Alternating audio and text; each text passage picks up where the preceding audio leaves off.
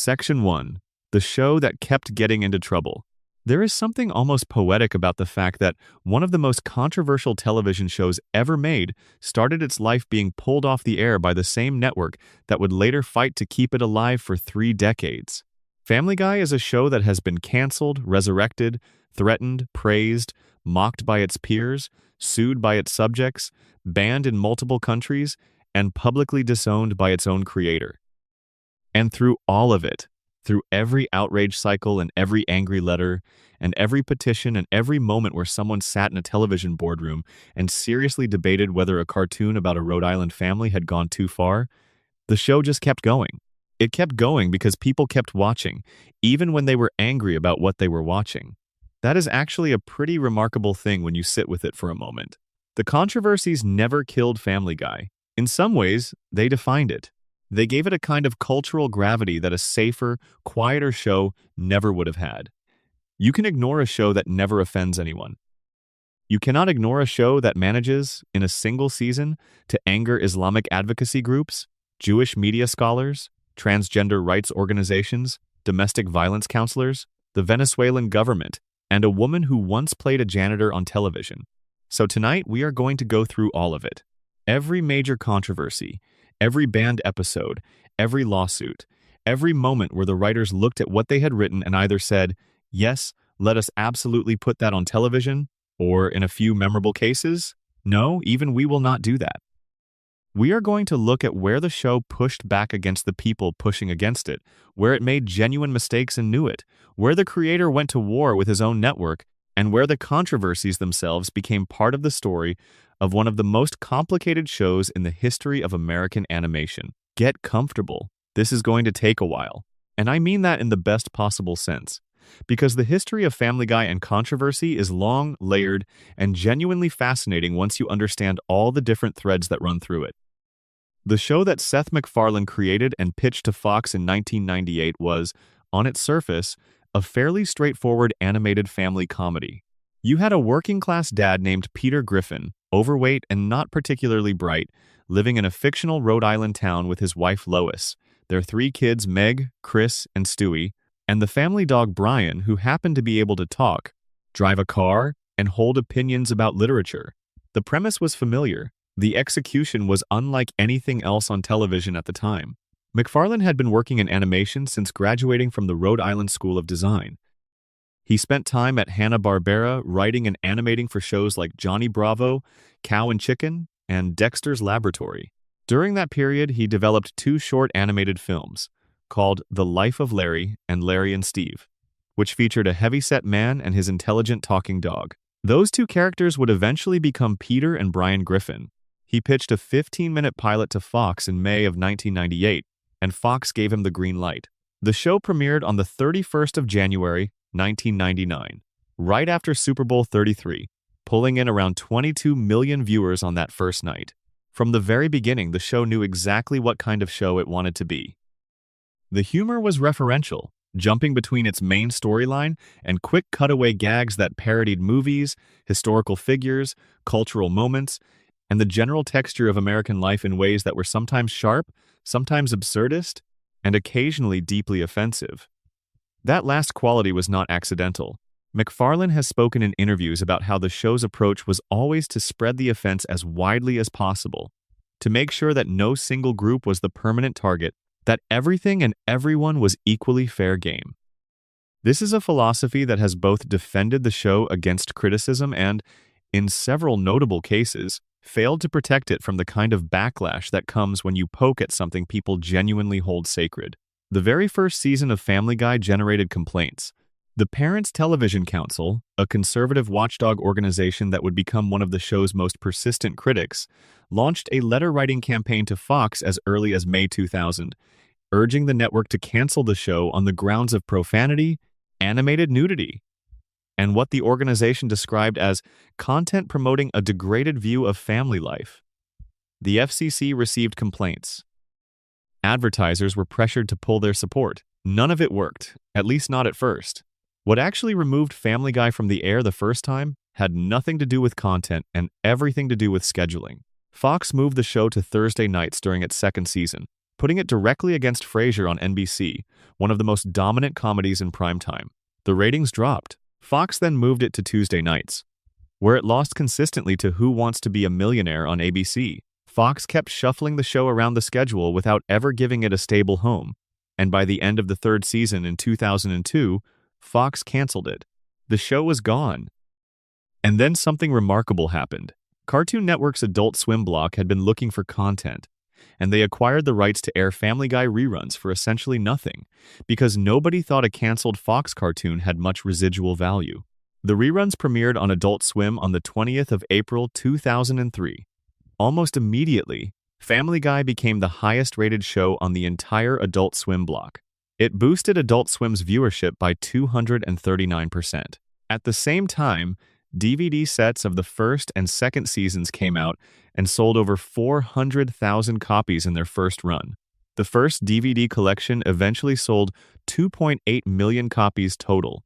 People were not just watching the reruns out of nostalgia.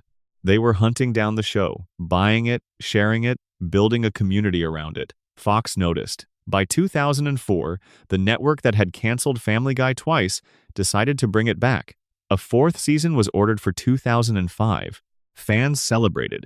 The internet, which was just entering the era when YouTube would launch and change everything about how people discovered and shared video content, was buzzing about it. The show had survived 2 cancellations and was coming back stronger than ever.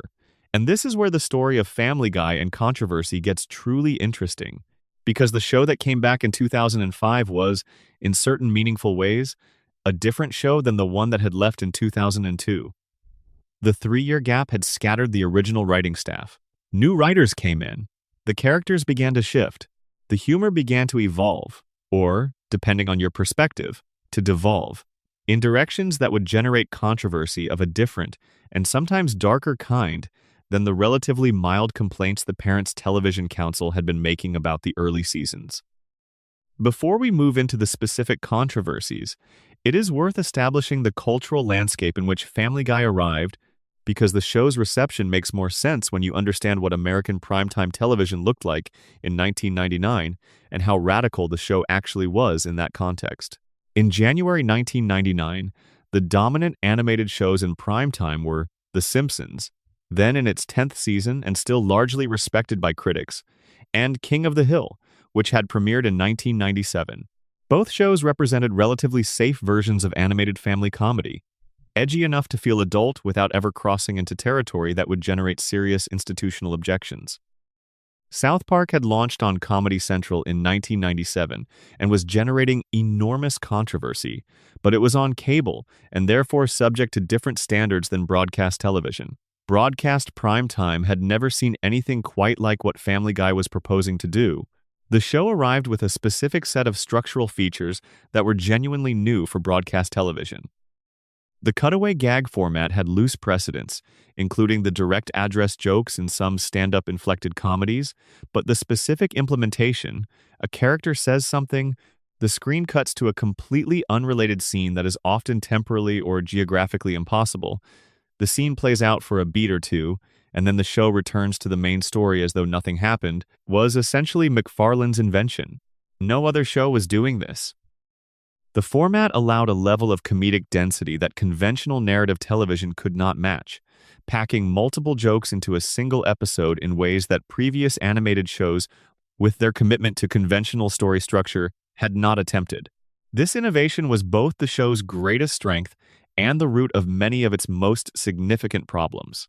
A format that allows you to include more jokes per episode also creates the temptation to substitute quantity for quality, to fill time with rapid-fire gags rather than earn the audience's investment through genuine storytelling.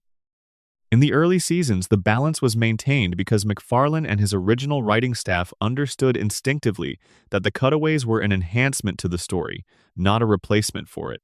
In the later seasons, that balance would be lost in ways that generated sustained critical criticism. The show that started in 1999 had heart underneath its irreverence. The Griffin family was dysfunctional and chaotic, but the early seasons made clear that these people loved each other. Episodes ended with Peter apologizing to Lois, with the family coming together despite the disaster of whatever the week's story had been. The humor was sharp and referential and occasionally offensive, but it was built on top of genuine warmth. When that warmth began to fade over the course of the later seasons, the controversies that followed had a different quality to them. They were not just about a joke that went too far. They were about a show that seemed to have lost its compass, that had mistaken cruelty for comedy and shock for storytelling. And the story of how that happened, and what it looked like when it collided with the real world, is the story we are telling tonight. We are going to move through it chronologically, but also thematically, because some of the most interesting controversies do not fit neatly into a single season or a single moment. They are ongoing arguments, running debates between the show and its audience, between the creator and his network, between the world Family Guy depicted and the world that was actually watching it. So settle in, pour yourself something warm. Let the narrative carry you forward, because there is a lot of ground to cover, decades of it, and the journey, for all its darkness, is genuinely compelling. Before we move into the thick of it, drop a comment below and let me know where in the world you are watching from tonight and what time it is where you are. It always amazes me how far this kind of content travels. And if you have not subscribed yet, please consider doing so now. It really does help more than you might think, and it keeps this kind of deep, slow content coming. Section 2. The early controversies offending everyone from day one. Within months of its premiere, Family Guy was already generating the kind of outrage that most shows spend years trying to avoid. The show's first season, which ran through the spring of 1999, included jokes about AIDS patients, references to child murder, a recurring villain who was a clearly predatory elderly man named Herbert with an unseemly interest in the teenage Chris Griffin, and an episode built around the premise that Peter's boss owned a plantation where he kept enslaved workers. The Parents Television Council, which monitored primetime television for content it considered inappropriate, put Family Guy on its list of worst shows in 2000. The FCC began receiving formal complaints. None of this surprised Seth MacFarlane or his writing staff. In fact, generating exactly this kind of reaction was more or less the point. MacFarlane gave interviews in the early days of the show talking openly about how Family Guy was designed to be an equal opportunity offender, a show that would mock everything and leave nothing sacred. He compared the philosophy to a comedian who makes sure to insult every group in the room so that no single group feels singled out. The theory was that if you spread the offense wide enough, it becomes a form of fairness rather than bigotry, a comedy that acknowledges the absurdity of all human pretensions, rather than one that targets a specific group for mockery. This philosophy would become one of the central arguments that defenders of Family Guy would use for the next 2.5 decades, and it would also become one of the central critiques that those who found the show harmful would push back against, because the argument that offense spread evenly is therefore harmless ignores the fact that not all offensive jokes land with equal weight on all targets. A joke about a group with enormous cultural power is a different thing from a joke about a group that has historically been marginalized, even if both jokes use exactly the same structure. This argument about symmetry versus equity in comedy has been debated across the entire history of American humor, from vaudeville through the Borscht Belt, through stand-up, through late-night television, and into the age of streaming. It is not an argument that Family Guy invented or resolved, but it is an argument that Family Guy made unavoidable, because the show pushed it to such extremes and with such frequency that it became impossible to discuss the show without engaging with the underlying question. The people who found Family Guy's equal opportunity approach defensible tended to come from one of two positions. The first was a pure free speech libertarian position. Comedy should be permitted to explore any subject without restriction, and applying different standards to jokes about different groups creates a hierarchy of protected identities that is itself a form of bias. The second was a more contextual position. The show's humor, because it mocked everything including itself and including power, ultimately served a leveling function that was more democratizing than it was harmful. The people who found the approach indefensible tended to come from a position that recognized context and power as genuinely relevant to the ethical weight of a joke. From this perspective, equal offense is not the same as equal harm, and a show that deploys the same comedic violence against a dominant cultural group and a marginalized one is not being fair. It is using the language of fairness to avoid accountability. This argument became more prominent in cultural discourse through the 2010s as conversations about representation and harm in media became more sophisticated and more mainstream. Family Guy did not resolve this argument. It did, over the course of its long run, shift its own position on it, particularly with the 2019 decision to retire gay jokes. That shift acknowledged, implicitly, that the equal opportunity offense position had limits, that there were categories of humor where the harm to real people outweighed the creative freedom being exercised. How broadly that acknowledgement could be applied to the rest of the show's approach to controversial content was a question the show has not fully answered.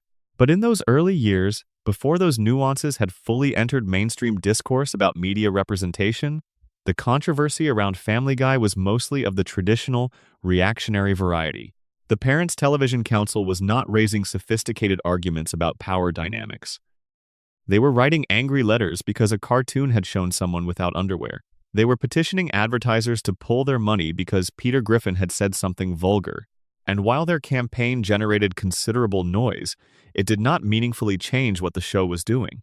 One of the first truly significant early controversies came with a Season 1 episode called Death Has a Shadow, which was actually the very first episode of the series. In this episode, Peter gets fired from his toy factory job and secretly collects welfare while hiding this from Lois. He then starts blowing the welfare money on ridiculous things while Lois thinks he is still going to work every day. The episode ends with Peter getting into trouble at the Super Bowl, which is where the pilot had aired, creating a meta moment where the audience watching the Super Bowl is also watching a show that premiered at the Super Bowl. This episode introduced one of the show's most significant early targets, the Catholic Church.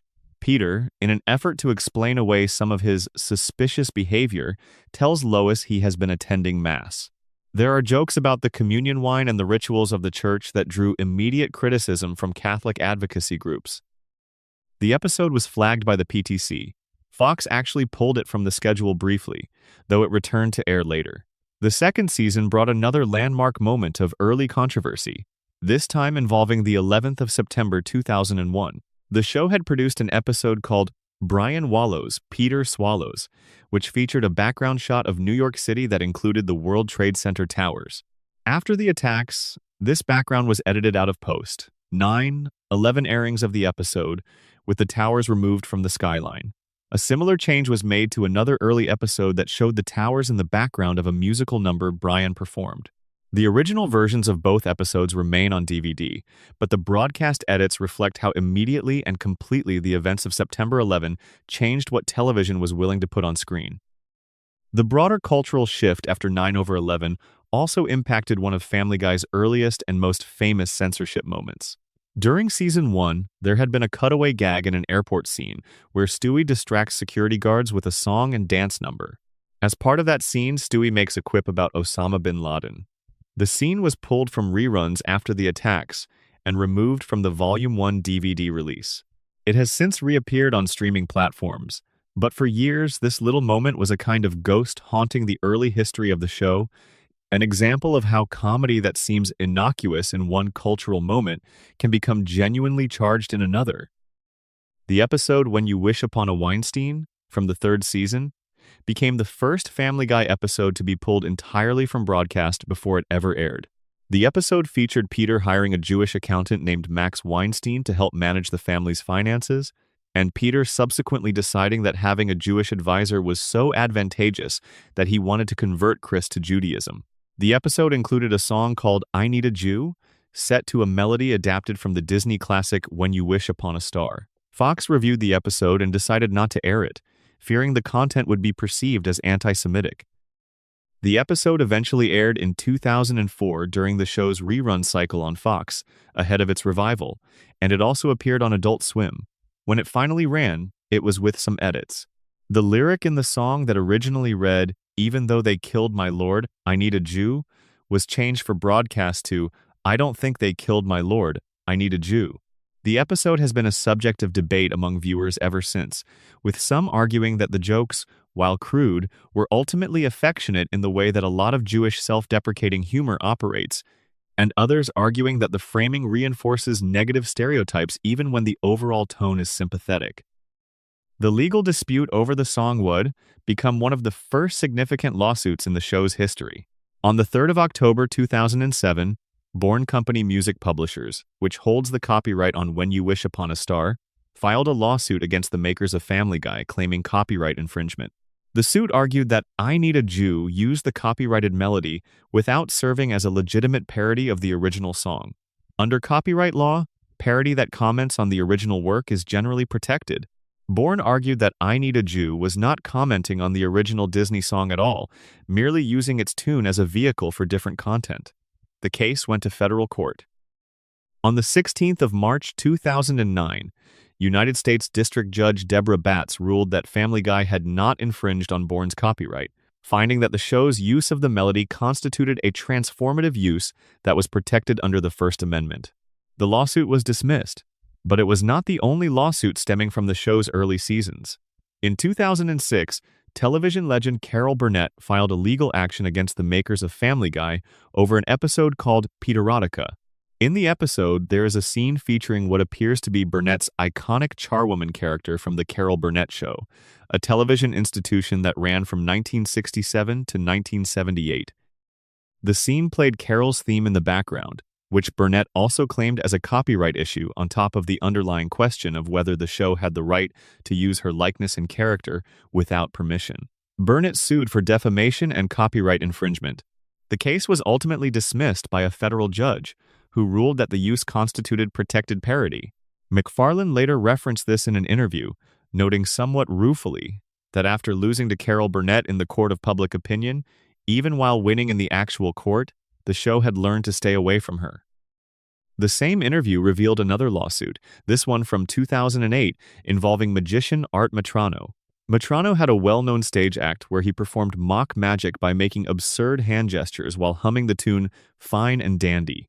It was a very specific piece of theatrical comedy built around the disconnect between what he was pretending to do and what the music suggested he was accomplishing. In Stewie Griffin, The Untold Story, a direct-to-DVD film released in 2005 and later incorporated into the broadcast series, there was a scene featuring Jesus performing what appeared to be Metrano's specific act, using similar gestures and the same distinctive humming pattern. Metrano sued, claiming plagiarism. A federal judge denied Fox's motion to dismiss, finding that 3 of the 4 fair use factors favored Metrano. The case was eventually settled out of court in 2010. These early lawsuits established a pattern that would define the show's legal history for the next 20 years. Family Guy would push, get pushed back, and sometimes end up in court. In virtually every case involving parody and satire, the show won or settled on acceptable terms. The legal protections for parody in American law are robust, and the show's writers and their lawyers understood those protections well. McFarlane noted in one interview that being funny was the trump card, that humor was the primary ethical standard the show applied to its material, and that the legal framework for parody generally protected them in court even when their content upset people in the culture. What did not always protect the show was the court of public opinion, and that is where some of the more complicated early stories emerged. The show's treatment of AIDS patients in a Season 4 episode called The Cleveland Loretta Quagmire included a cutaway gag in which Peter and a barbershop quartet dance and sing around the bed of a man in the late stages of AIDS.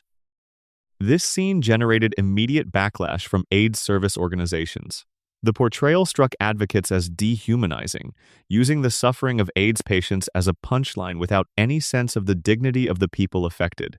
McFarlane and the show defended the scene as dark comedy aimed at the discomfort people feel around mortality, not at AIDS patients themselves. The organizations involved were not satisfied with this distinction. Before moving past this early period, it is worth dwelling for a moment on the specific texture of the Parents Television Council's campaign against Family Guy, because it illustrates something important about how the show was positioned in the cultural landscape of its era. The PTC was founded in 1995 by L. Brent Bozell III, who had been a prominent figure in conservative media criticism since the 1980s.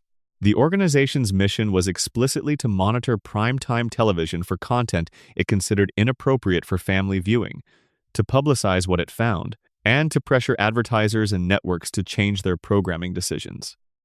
The PTC became extraordinarily effective at generating FCC complaints, making the Commission's public record of indecency complaints into a kind of curated protest database.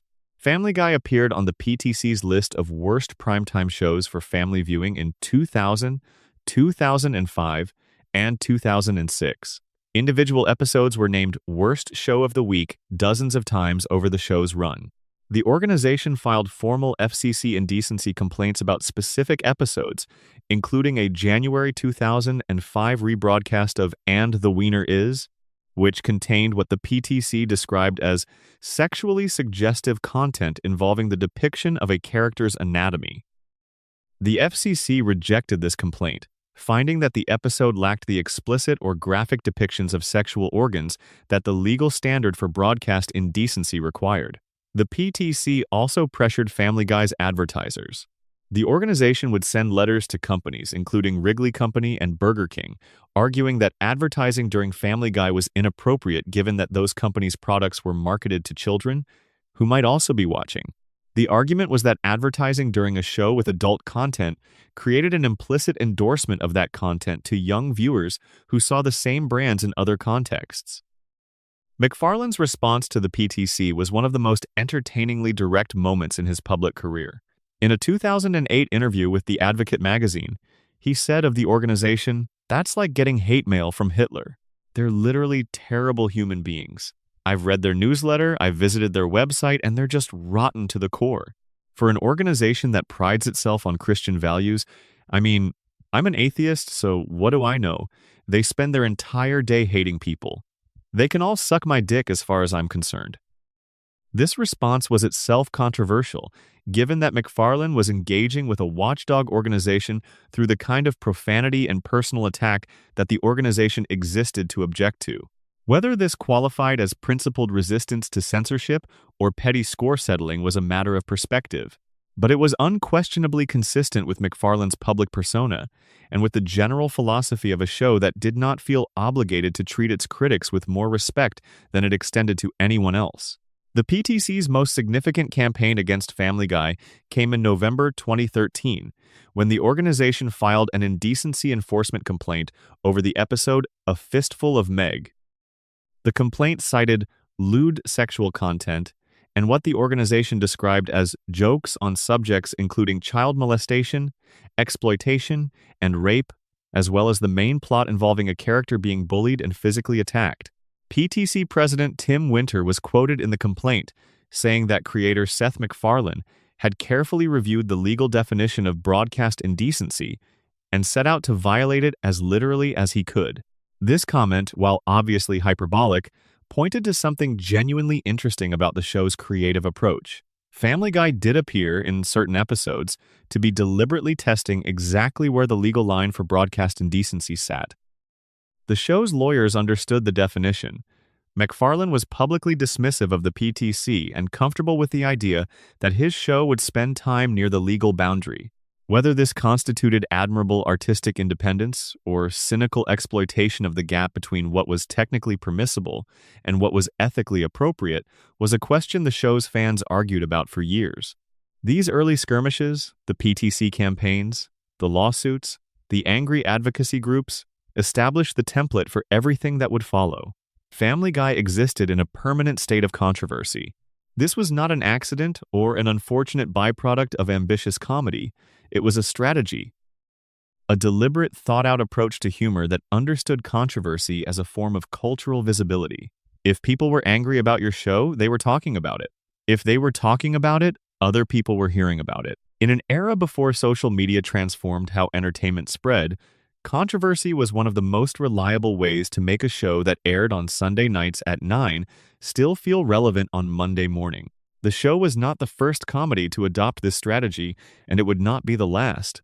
But Family Guy executed it with a particular energy in those early years, a sense that the line existed to be found and then crossed. That discomfort was not a problem to be managed, but a signal to be followed.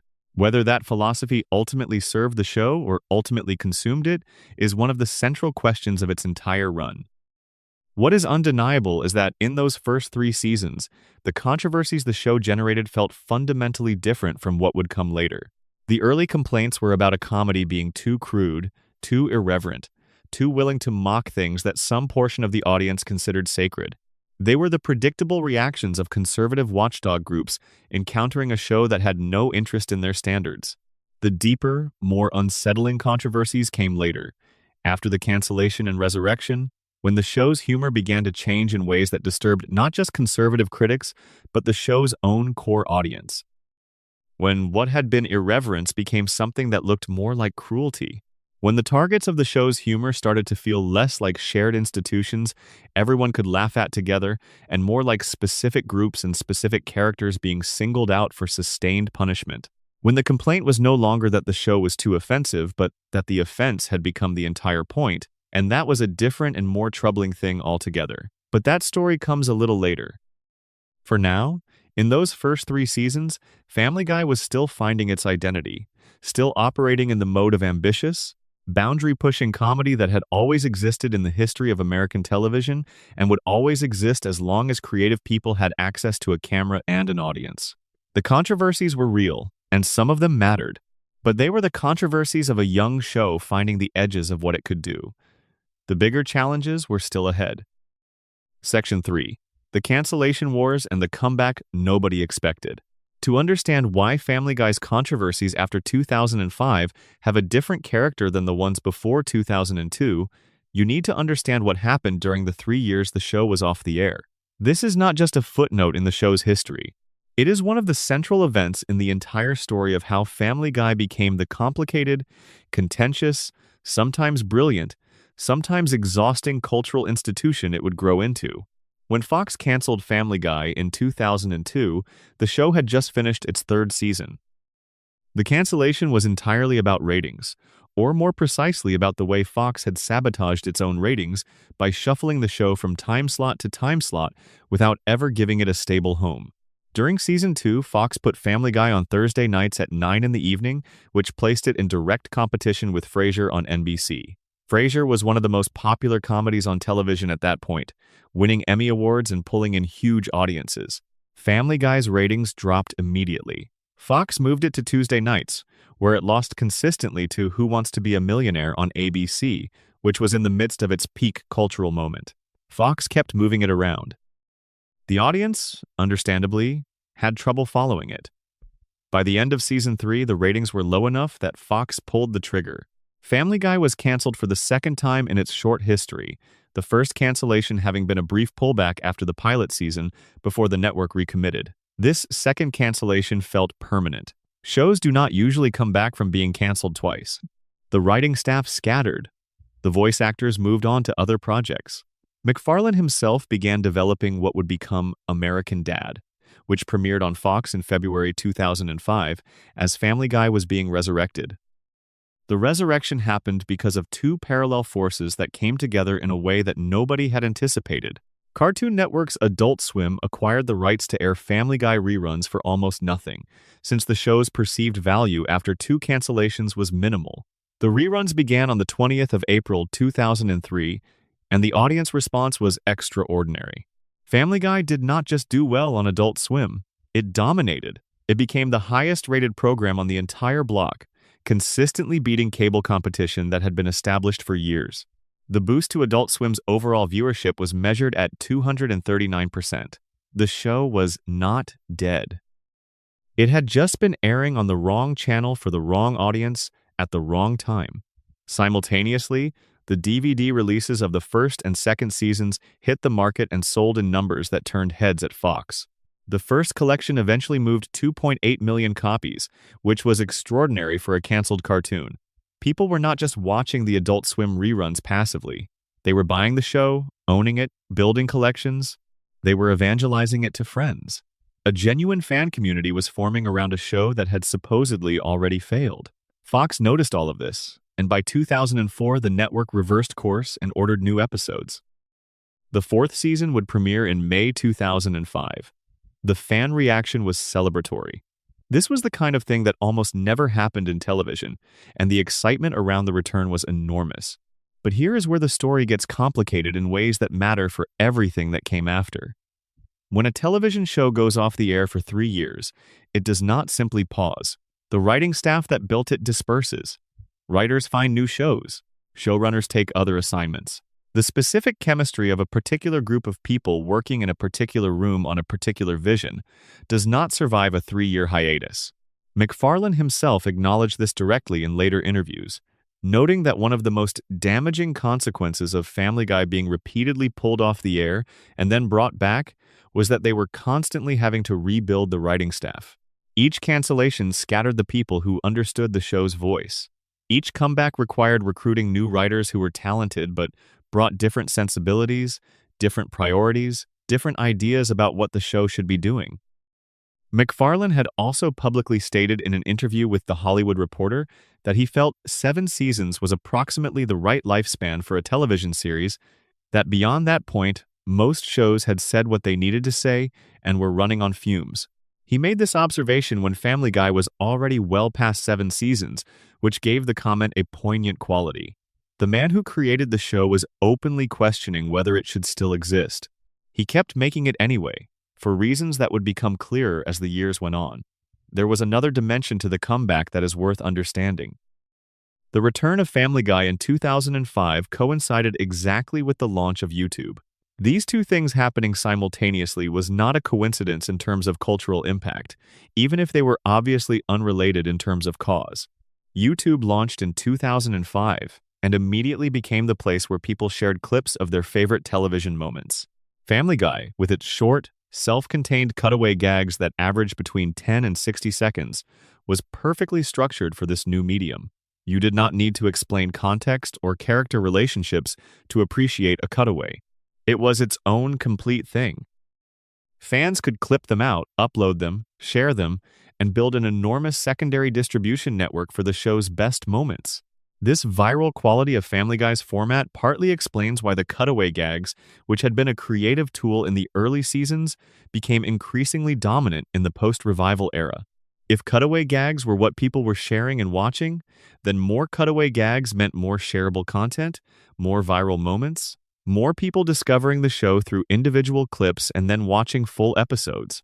The format was being shaped partly by how the content was being consumed, and that feedback loop would prove to have significant consequences. The return also brought a change in animation style that longtime fans noticed immediately. The original 3 seasons, particularly seasons 2 and 3, which were animated primarily by Rough Draft Studios, had a loose, hand-drawn quality to them. Characters moved in ways that felt slightly unpredictable, with an energy that matched the show's anarchic comedy. The animation from season 4 onward was cleaner and more technically polished in some ways, but it also felt stiffer, more controlled. The outlines on the characters were thicker, the movement was more constrained. Something intangible about the show's kinetic energy had changed along with everything else. None of this was immediately disqualifying. The 4th season of Family Guy was a success. The audience was there. The show was funny, at least often enough to justify watching. There were genuinely great moments and episodes scattered throughout Season 4 and Season 5. The early revival period, roughly Seasons 4 through 6, still produced work that fans would defend as largely good television, even if it was not quite what the original 3 seasons had been. But the seeds of the more serious controversies were being planted during this period. Character traits that had been subtle in the early seasons were being amplified. Storylines that had been handled with some restraint were being pushed further. The show's appetite for shock was growing, and the institutional context around it, the relationship between MacFarlane and Fox, the writing staff situation, the commercial pressures of operating as a hits machine for a major broadcast network, were all creating conditions that would eventually produce some of the most genuinely troubling content in the show's history. The cancellation and comeback story is important to the controversy history of Family Guy for one more reason that does not get discussed as often as it should. When a show survives what should have been its death and then becomes enormously successful, it acquires a kind of cultural immunity. People who loved it through the cancellations and the Adult Swim reruns and the DVD collecting feel a proprietary affection for it that makes them willing to defend things they might otherwise criticize. The show earns considerable goodwill through its comeback story, and that goodwill functions as a buffer that allows it to do things a newer show with less history would not get away with. This dynamic contributed to Family Guy being able to sustain controversies that would have ended a less beloved show. The audience was not ready to abandon something they had fought to bring back. And so the show moved deeper into territory that would have been unacceptable from a lesser-loved program, protected in part by the emotional investment its history had generated. It is a complicated kind of love, the love people have for Family Guy. It has always been. And the controversy history of the show is partly the story of how that love was tested, stretched, and in some cases broken over the course of 3 decades of episodes that pushed further and further into the dark. The 2 cancellations and the comeback between them created the show that exists today, for better and for worse.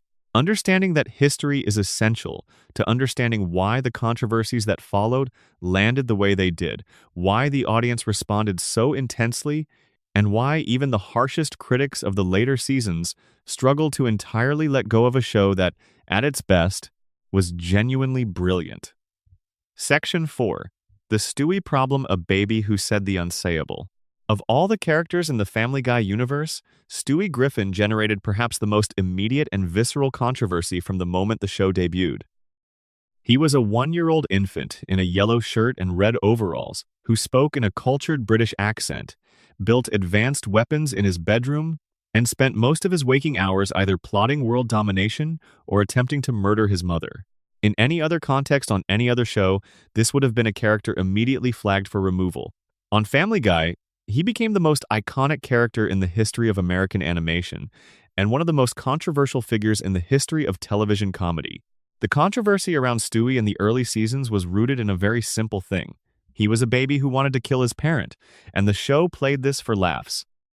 Not dark, uncomfortable laughs where the audience is meant to feel disturbed by what they are watching. Pure, bright, joyful comedy. Stewie would calmly describe his plans to destroy Lois while she changed his diaper and cooed at him, completely unaware. The contrast between the innocence of the physical scene and the content of what was actually being said was the engine of the humor. The more elaborate and operatic Stewie's plans became, the funnier they were, because they were coming from a creature who would then be put down for his afternoon nap. The objections to this content were fairly predictable. The Parents Television Council complained about an infant character being depicted as a homicidal plotter. Some child development researchers and parenting advocates expressed concern about whether the normalization of violence as comedy in a format that children might access was appropriate. McFarlane responded to these concerns in the way he responded to most criticism, by pointing out that the joke only worked because everyone understood it was absurd, that no reasonable viewer was being told homicidal infants were acceptable, that the premise was so extreme that it functioned as pure satire of the thriller genre rather than as any kind of endorsement.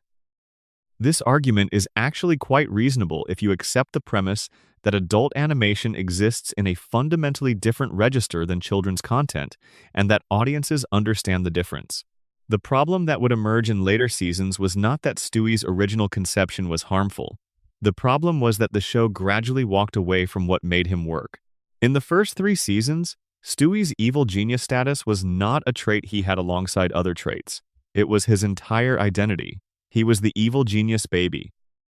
Everything else about him, his British accent, his advanced vocabulary, his oddly sophisticated tastes, all of that existed in service of the central joke, which was the radical disconnect between how he looked and what he actually was. He would build a device that could disrupt the Earth's rotation and then ask for his milk. The show began shifting this character in Season 4, after the revival. McFarlane and the writing staff have talked about this in interviews. They felt that the evil baby routine had been taken as far as it could go, that there were only so many ways to depict Stewie trying to kill Lois and building weapons, and that the audience would eventually get bored with a character who only had one joke. So they began softening him. They began exploring his emotional inner life. They began giving him vulnerabilities, insecurities, and a capacity for genuine warmth, particularly toward Brian.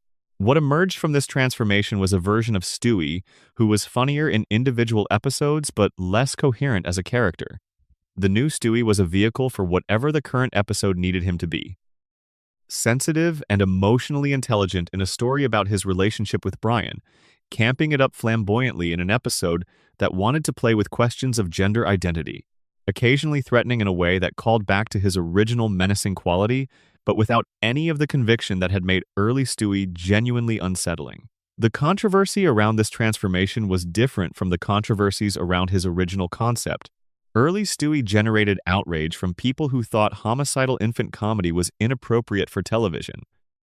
Later, Stewie generated frustration from fans who felt the show had abandoned one of its most original and effective characters without replacing him with anything of comparable value.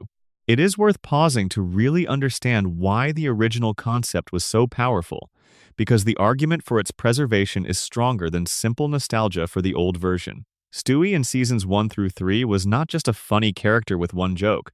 He was a structural innovation. He was proof that animation could do something live-action television fundamentally cannot: place radical and impossible content inside a domestic context and make it not just tolerable but genuinely funny. A live-action show about a baby plotting murder would be unwatchable. The barrier between the fictional world and the real world would be too thin. The discomfort would overwhelm the comedy. But animation creates a space where impossible things exist comfortably, where a baby can speak in full sentences and operate a laser cannon and still feel grounded in a recognizable family home. The formal properties of the medium made Stewie's concept work in ways it could not work anywhere else. The writers who argued that the evil baby routine had been exhausted were making a craft argument, that they had taken the joke to its logical limits and that repetition would eventually destroy what was funny about it. This is a reasonable creative concern, but the counter-argument, which fans have been making ever since the character changed, is that the concept was generative rather than terminal. An evil genius baby can plot against his mother in season 1. He can also plot against his father, his siblings, his neighbors, his country, his world. He can acquire allies and enemies. He can fail and adapt. He can have his plans thwarted by the sheer, maddening ordinariness of domestic life. The concept was not a single joke with a single punchline. It was an entire narrative engine. By retiring the concept in favor of a softer, more emotionally accessible Stewie, the writing staff made a choice that was artistically defensible in the short term and creatively limiting in the long run. The Road To episodes, which feature Brian and Stewie embarking on adventure together, were genuinely entertaining through the middle seasons and provided some of the show's best moments in that period. But they could have existed alongside an evil Stewie rather than requiring his replacement. The show gave away something irreplaceable in exchange for something charming but replaceable.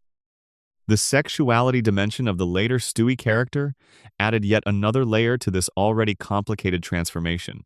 From season 4 onward, jokes about Stewie's possible attraction to men became increasingly central to his characterization, showing up in nearly every episode that featured him prominently.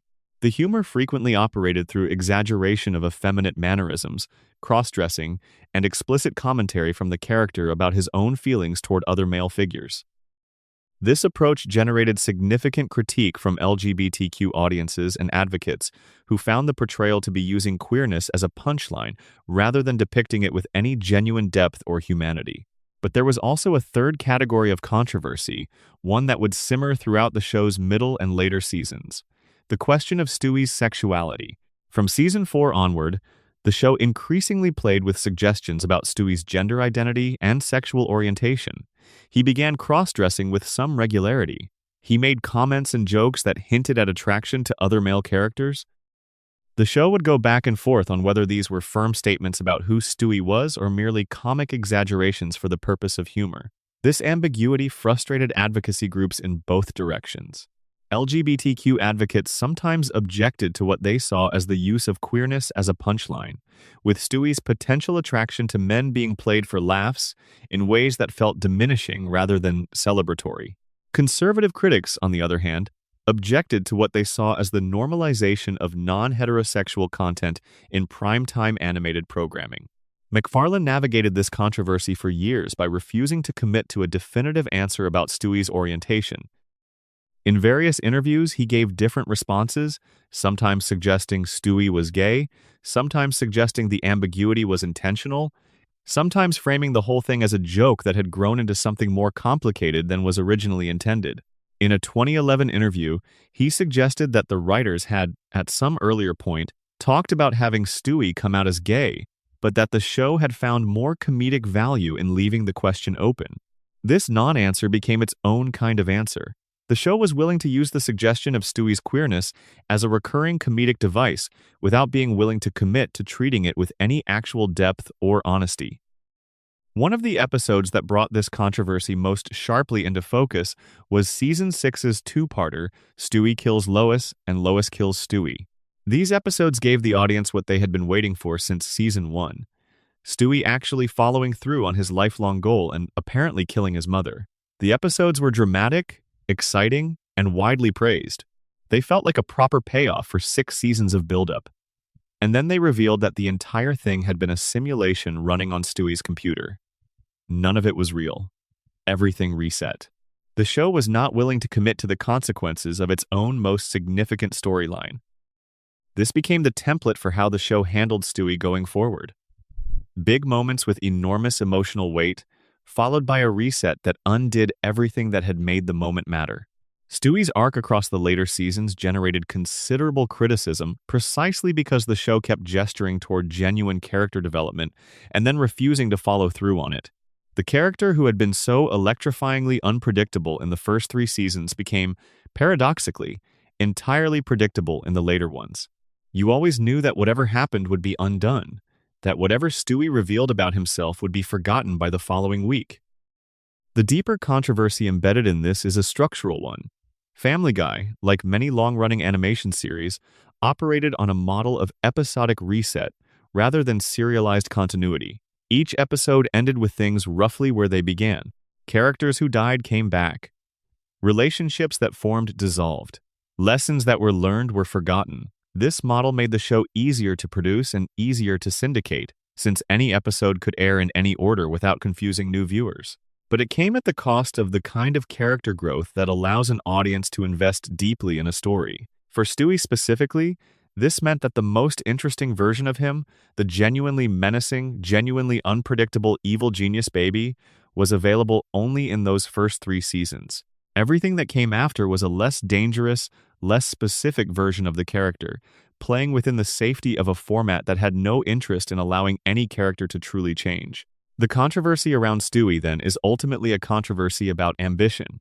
The show created one of the most original characters in the history of animation and then, season by season, whittled that character down to something more manageable. The shock of early Stewie was real. The anger it generated was real. And the gradual disappearance of that danger was, in its own way, a loss that fans grieved even as they kept watching. There is also one more Stewie-related controversy that deserves mention here, and it involves not his fictional behavior but a real decision made in Season 16. In the episode Send in Stewie, Please, the show did something genuinely surprising. It produced what was essentially a one-character bottle episode in which Stewie has a long, mostly uninterrupted conversation with a child psychologist voiced by Ian McKellen.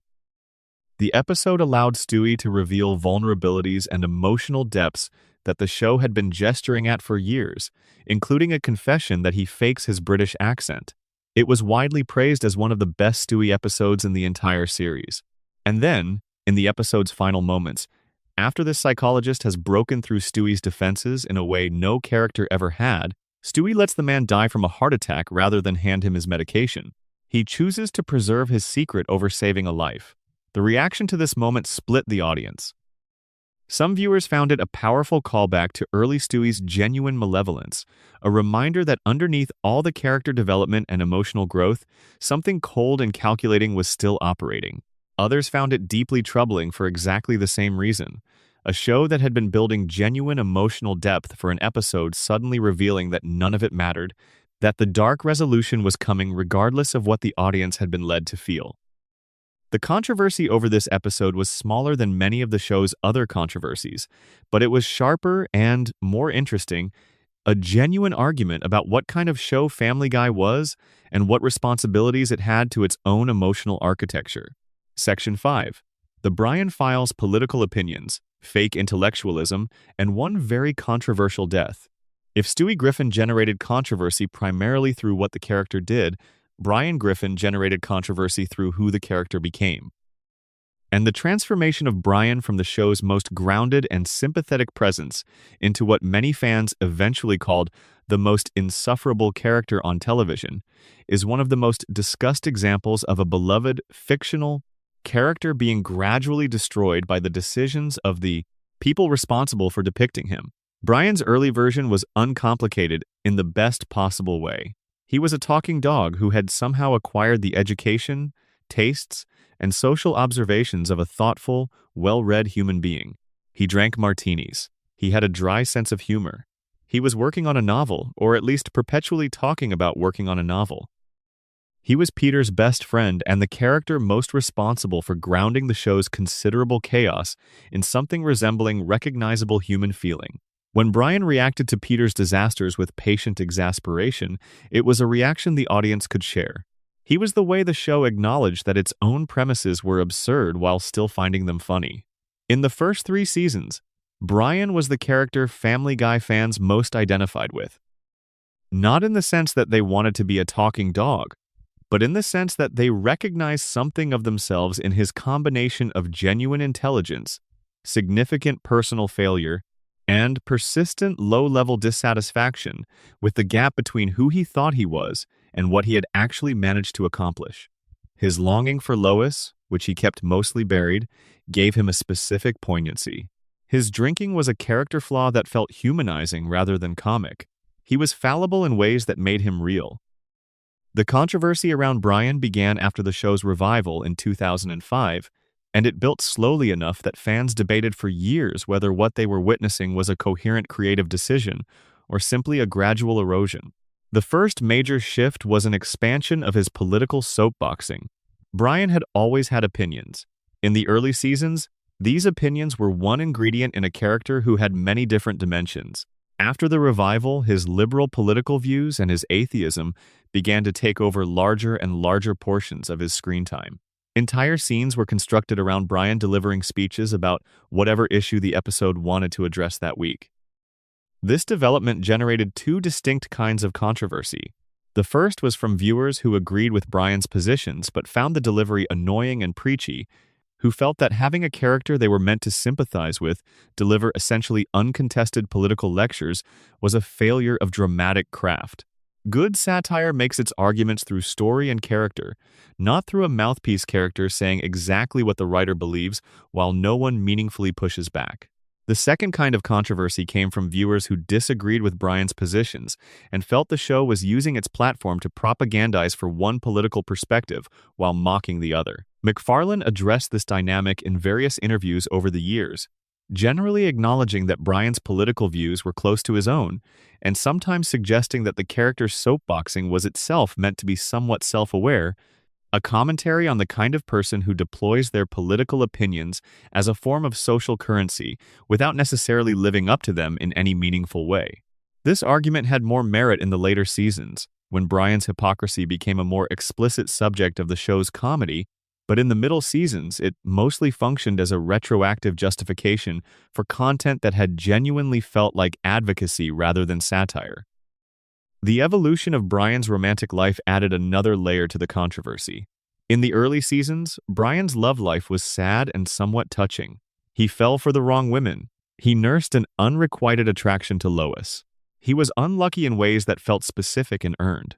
In the later seasons, he became something closer to a shallow predator, serially pursuing and discarding women, presenting himself as a sophisticated intellectual to manipulate their interest while having no genuine care for them as people.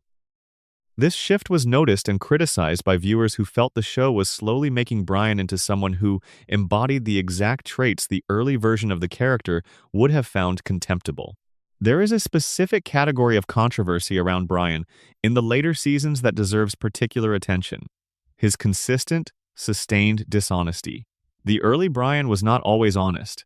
He had secrets, including his feelings for Lois, that he kept carefully hidden. But his dishonesty was the dishonesty of a person who had things to protect, emotions too vulnerable to expose. The later Brian's dishonesty was different in character. He lied about accomplishments. He pretended to have read books he had not read. He constructed an intellectual persona that collapsed under any serious examination. He used charm and the appearance of sophistication to manipulate others, particularly women, into believing he was something he was not. This version of Brian generated a specific kind of controversy that was less about whether the content was appropriate and more about whether it was narratively coherent. The argument was that Brian's deterioration was too extreme to be funny, that it had crossed the line from a character with significant flaws into a character who was simply contemptible, and that the show had lost the ability to make the audience care about what happened to him because they no longer liked him enough to invest in his story. Episodes that explored Brian's relationship with his biological son Dylan, who appeared briefly in earlier seasons and then was largely forgotten, were pointed to as examples of the show acknowledging Brian's failures without doing anything with the acknowledgement. Dylan's existence as evidence of Brian's negligence as a father was something the Quagmire speech would eventually reference directly.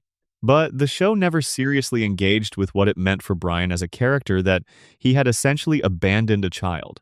The storyline existed as a black mark on his record, but not as something that changed how the show understood who he was. The Season 8 episode Jerome is the New Black contains what became one of the most discussed moments in the show's entire run, a speech delivered by Quagmire to Brian explaining precisely why he hates the dog. Quagmire calls Brian out for being a phony who pretends to be an intellectual while having never actually accomplished anything. He calls him out for his persistent attempts to seduce Lois in front of her own husband, who is supposed to be Brian's best friend. He calls him out for being a failed writer who talks about his novel but has nothing to show for it. He calls him out for being a terrible, negligent father to a son he has barely acknowledged. And he delivers all of this with a conviction and a specificity that makes clear the writers knew exactly what Brian had become. This is the moment that generated the most extensive fan discussion about Brian. Because on one hand, Quagmire saying all of this was evidence that the show was self-aware, that the writing staff understood Brian had deteriorated and was acknowledging it directly. On the other hand, the episode changed nothing. The speech happened, Brian registered it, and then the show continued with Brian being exactly the same person Quagmire had just described. The self-awareness produced no course correction. It was as though the writers looked in the mirror, accurately described what they saw, and then continued doing the same thing anyway. The Brian episodes that followed did nothing to rehabilitate the character. In a Season 9 episode called Brian Writes a Bestseller, Stewie encourages Brian to try writing a self-help book after his novel attempts have repeatedly failed. Brian takes this encouragement, writes something genuinely successful, and immediately becomes a monster. Arrogant, dismissive, contemptuous toward the person who believed in him enough to push him to try again. He treats Stewie, the one person who had faith in him, with open contempt once success arrives. The episode was designed to critique Brian's character, but the critique had no lasting effect on the character himself. Some of Brian's later actions reached levels of behavior that generated genuine critical outrage, rather than the more mundane fan disappointment about a character becoming less likable. There was an episode in which Brian discovered a woman trapped in a car that was about to fall into the ocean, began to save her, and then abandoned her to drown when he discovered she had a child and was therefore presumably married. Brian let a woman and her child die because she was not available for him to date. The show played this as a darkly comedic character moment. Critics and a substantial number of viewers found it deeply disturbing, not because of the darkness itself, but because of how casually the darkness was deployed, how little weight the show gave to the deaths of an innocent woman and child, as a vehicle for a character joke about Brian's shallow selfishness. This episode represented a version of the controversy that recurs throughout Family Guy's history in different forms. The use of extreme violence or death as a backdrop for character humor, without any acknowledgement of the gravity of what is being shown. Early Family Guy had dark humor, but it also had a clear understanding that the darkness was meant to produce discomfort that then resolved into laughter through the mechanics of a well-constructed joke. The later seasons increasingly showed darkness without the resolution, violence without the craft, cruelty that was meant to be funny through its extremity alone rather than through its wit. And then, in November 2013, the show made the decision that would generate more immediate, intense fan reaction than anything it had done in its entire history. Brian Griffin was killed. In the Season 12 episode, Life of Brian, Brian is hit by a car while playing street hockey with Stewie. The injuries are fatal. The family gathers around him at the veterinary clinic. Brian dies. The episode was handled with unusual emotional seriousness for Family Guy, with genuine grief from the characters and a muted, non-comedic tone that jarred with the show's usual approach. The audience was given no reason to think this was temporary. Stewie had destroyed his time machine earlier in the episode, specifically eliminating the obvious mechanism by which Brian could be saved. The Griffin family got a new dog, Vinny, voiced by Tony Sirico, known for playing Paulie Walnuts on The Sopranos. Life went on. Brian was apparently gone. The reaction was extraordinary. Within hours of the episode airing on the 24th of November, 2013, a petition demanding Brian's return had been created on change.org. The petition read, in part, that Brian had added a witty and sophisticated element to the show, and that Family Guy would lose viewers without him. Within hours, the petition had gathered thousands of signatures. It eventually reached 25,000 total signatories, making it one of the fastest-growing entertainment-related petitions the platform had ever seen. Social media exploded. News outlets covered it. The death of a cartoon dog became a trending topic and then a news story. Then, on the 15th of December 2013, in the episode Christmas Guy, Stewie used a repaired time machine to travel back to the moment just before Brian's accident and pushed him out of the way of the car. Brian was alive again. The whole story, the death, the grief, the new dog, all of it had lasted exactly 2 episodes. Seth MacFarlane's response was a tweet. "I mean, you didn't really think we'd kill off Brian, did you? Jesus, we'd have to be fucking high."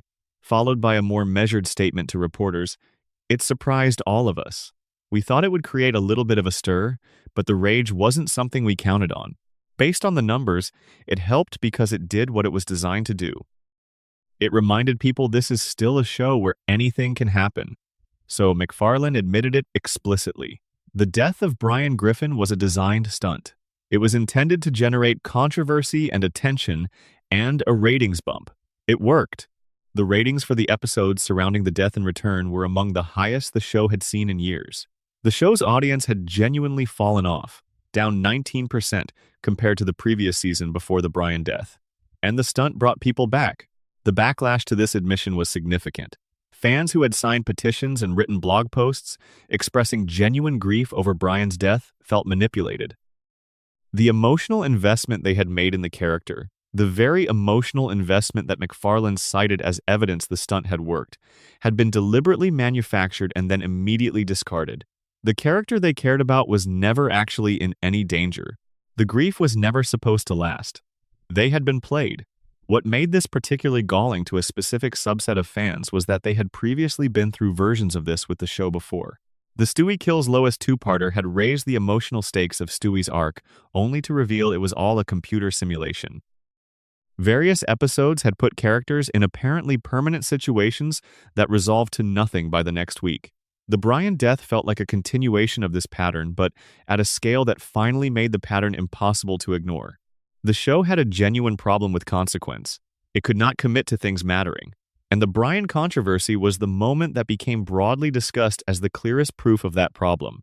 Tony Sirico, the actor who voiced Vinny the replacement dog, passed away in 2022. His brief contribution to the show, spanning only 2 episodes during that late 2013 period, was the last time the Family Guy universe introduced a new core household character. The show has not tried anything that ambitious since, perhaps having learned from how quickly and completely that particular experiment was reversed.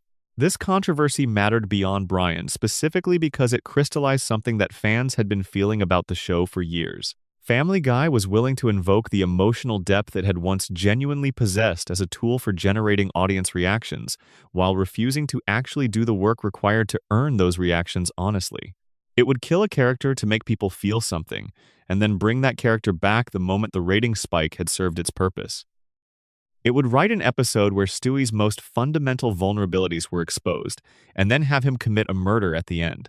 It would produce a heartbreaking moment between Peter and Meg, and then reset completely the following week. The show had become expert at performing depth without committing to it. And for a show that had once had genuine depth, that performance felt like a betrayal. Brian survived his death and returned to the show. His character continued to generate controversy in the seasons that followed. though the debates became somewhat less intense as fans adjusted to the version of Brian that post-season 8 Family Guy had committed to producing. Occasionally, there were episodes that recaptured something of his original quality. Mostly, there were episodes that used his established flaws as comedy in ways that felt increasingly mechanical. The character who had once been the show's emotional center had become something closer to a reliable vehicle for jokes about pretension, hypocrisy, and the gap between who someone thinks they are and who they actually are. That is not a useless character, but it is a significantly diminished one. Section 6. The Meg Situation, A Decade of Darkness. Of all the controversies in Family Guy's long and complicated history, the treatment of Meg Griffin over roughly 10 seasons of the show's run stands as the most sustained and arguably the most troubling. Not because any individual moment involving Meg was necessarily the show's most egregious content, but because the pattern of it, the relentless, escalating, decade-long campaign of humiliation directed at a single teenage girl character by every other character in the story, communicated something about the show's values that went beyond any individual joke. In the first 3 seasons, Meg was simply the least interesting member of an extremely interesting family. This was a deliberate creative choice and, in its original form, a reasonably clever one. When your cast includes a baby who is secretly an evil genius, and a dog who drives a car and has opinions about Hemingway, the presence of a normal teenage girl serves as a useful anchor to something recognizable and relatable. Meg's ordinariness was a contrasting texture that made everyone else around her funnier. She was unpopular at school. She wanted to fit in. She was ignored more than she should have been. None of this was unusual for teenagers, and the show used it with a light touch that felt more affectionate than cruel. Starting in the post-revival period, around season 4 and 5, the show's approach to Meg began to shift. The jokes about her being boring gave way to jokes about her being ugly. Characters would react to her appearance with open disgust. The physical comedy around Meg became increasingly about rejecting her as undesirable. This is a meaningful escalation because, as the transcript we have been drawing on throughout this script observes, you cannot change how you look. Making someone the butt of jokes about their personality is one level of comedy. Making someone the butt of jokes about their physical existence is a more intimate and more vicious category of attack. By season 7, and certainly by seasons 8 through 12, the treatment of Meg had escalated to something that many viewers found genuinely difficult to watch, not because it was funny and dark, but because it did not seem to be trying to be funny at all. It seemed to be expressing something. Peter actively despised his daughter. He farted in her face for entertainment. He made comments about wishing she did not exist. He physically harmed her. An episode revealed through flashback that Peter and Lois had tried to abandon baby Meg at a fire station, and this was presented as a joke. The audience was supposed to find it funny that parents had attempted to discard their infant daughter. Lois, the character originally constructed as the family's reasonable center, participated in the contempt for Meg. Chris participated. Stewie participated. Random strangers would insult Meg for no reason. The message that accumulated across hundreds of episodes was not a character-specific one about this particular family's dysfunction. It was something more like a general endorsement. Some people just deserve to be treated this way. Some people are so far below the threshold of human dignity that everyone around them is justified in kicking them. The real-world impact of this extended beyond the fictional world of the show. Mila Kunis, who has voiced Meg since season 2, has spoken in interviews about people approaching her and delivering Peter's dismissive catchphrase, directed at Meg as a greeting. The fictional cruelty had been absorbed into real culture. The line between a character being the target of jokes within a show and that character representing something about how a certain type of person deserves to be treated had blurred in ways that the show did not seem to have thought about. It is worth noting something specific about the escalation of Meg's abuse that gets less attention than the individual moments of cruelty. The way the show systematically removed any internal perspective from Meg herself that would have allowed her to function as an actual character rather than a victim. In the early seasons, Meg had her own storylines. She had crushes, ambitions, embarrassments, and small triumphs. She was a person inside the story, not merely a surface for others to project their contempt onto. Her unpopularity was her own experience, something that happened to her and that she had feelings about and responded to. In the later post-revival seasons, Meg increasingly existed in the story only in relation to how other characters felt about her. Her own interiority became irrelevant. We were shown the abuse through the eyes of the abusers who found it funny rather than through Meg's experience of it, which would have made it impossible to play as comedy. This is a genuinely sophisticated act of narrative erasure, and it is the thing that made the abuse feel most corrosive to critics who examined it carefully. It was not just that Meg was hurt. It was that the story was structured to not care that she was hurt, to present her suffering from outside her own perspective, from the perspective of the people hurting her. The real-world actor behind the voice was not invisible in this discussion. Mila Kunis, who stepped into the role in Season 2 after Lacey Chabert voiced the character in Season 1, went on to have a significant Hollywood career during her years voicing Meg. She starred in That 70s Show from 2001 to 2006. She received enormous critical attention for her role in Black Swan in 2010.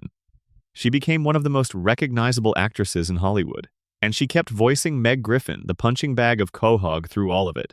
The contrast between Kunis's real career trajectory and Meg's fictional treatment became a subject of public conversation at various points.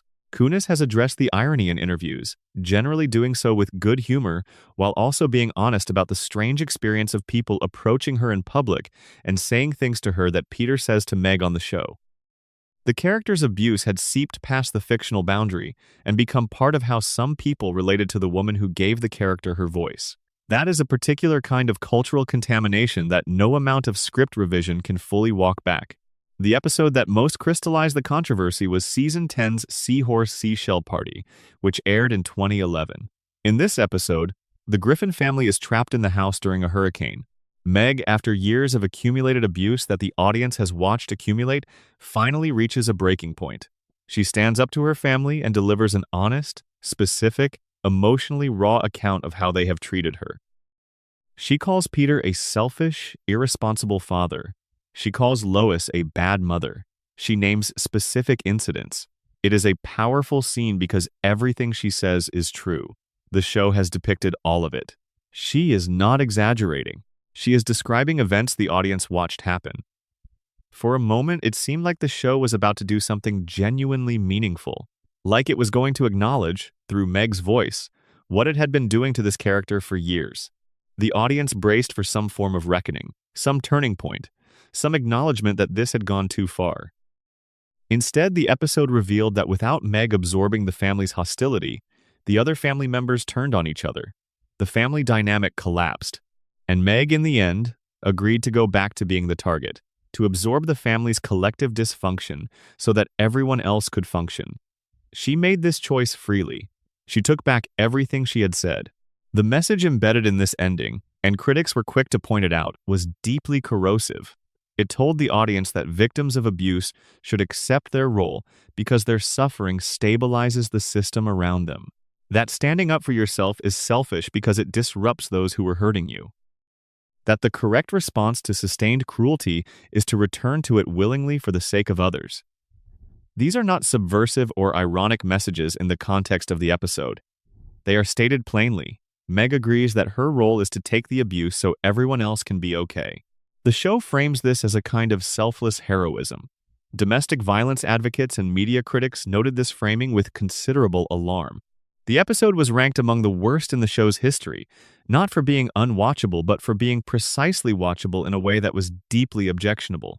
It was a well-produced episode with effective voice performances, particularly from Mila Kunis. Its awfulness was not a production failure.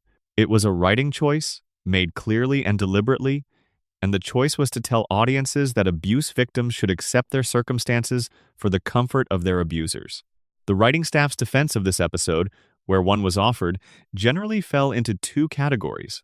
The first was that the episode was a satirical exaggeration of family dynamics, not a literal endorsement of abuse culture. The second was that the darkness of Meg's situation was itself a form of social commentary about how teenage girls are treated in American culture. Neither argument was entirely without merit, but neither was sufficient to overcome the fact that the episode's conclusion actively reinforced the dynamic it was supposedly critiquing. It is worth noting, as the show's defenders often do, that the treatment of Meg was eventually dialed back. around seasons 14 and 15, the extreme abuse became less frequent. The addition of more women to the writing staff is generally credited with pushing back against the more gratuitous content. By season 22, Meg was being written as competent and resilient in ways the earlier post-revival seasons had never allowed. She fought back against bullies. She had agency. She was occasionally cool in ways that felt earned rather than ironic, but the damage done during those 10 seasons was real. For a substantial majority of the show's total run, Meg Griffin was not a character. She was a sustained exercise in brutality dressed up as comedy. And the argument that the show eventually pulled back does not erase what those episodes communicated during the years when they aired and were watched by millions of people. The Meg controversy is not just about one character on one show. It is about what long-form storytelling does when it loses its ethical compass and replaces genuine comedy with the spectacle of suffering. About how easily dark humor can become something that is not humorous at all. About how an audience's willingness to keep watching despite discomfort can be mistaken for endorsement, and how creators can use that willingness as license to keep pushing. Mila Kunis, for her part, has spoken about finding the experience of voicing Meg both challenging and, eventually, something she reconciled herself to by understanding that the character's resilience was its own form of strength. That is a generous reading. The darker reading is simply that the show spent 10 seasons telling its audience, through hundreds of episodes and thousands of jokes, that some people do not deserve to be treated with dignity, and that the audience largely kept watching. Section 7. Censored, banned, and pulled from air. Family Guy has been censored in some form or another since its first season. Individual jokes have been edited for broadcast, scenes have been shortened or removed. Entire episodes have been delayed for years before airing, or, in a handful of cases, never aired in the United States at all. The show's censorship history is one of the most extensive in the history of American primetime television, and it is worth going through the most significant instances in some detail because they tell a particular story about where the show's content collided most directly with what broadcasters and audiences found unacceptable. The first full episode to be effectively banned from American broadcast was When You Wish Upon a Weinstein, the Season 3 episode featuring the I Need a Jew song. As discussed in an earlier section, Fox chose not to air this episode when it was originally scheduled, fearing anti-Semitic backlash. The episode eventually reached American viewers through Adult Swim reruns and DVD releases, and eventually aired on Fox itself in 2004 during the show's comeback promotion period. But for several years, it existed in the peculiar category of an episode that had been made, but not broadcast. A kind of lost media situation for a show that was still technically in production. The second major instance of a full episode being pulled from broadcast is more absolute and more interesting. Partial Terms of Endearment, the 21st episode of Season 8, was announced as banned before it ever aired. The episode follows Lois agreeing to be a surrogate mother for a college friend and her husband. When the couple dies in a car accident, Lois must decide whether to continue the pregnancy or have an abortion. The episode handles this dilemma with Family Guy's characteristic dark irreverence, with Peter and Lois debating the issue and the show ultimately resolving the question, with Peter breaking the fourth wall to announce that they had the abortion. Fox reviewed the episode and made the decision not to air it in the United States. The decision was announced by the Family Guy team at San Diego Comic-Con in 2009, before Season 8 had even begun its broadcast run. Fox's concern was straightforward. Abortion was too politically sensitive a topic for a major broadcast network during prime time. The episode was not banned because it was egregiously offensive in the way some of the show's other content was offensive.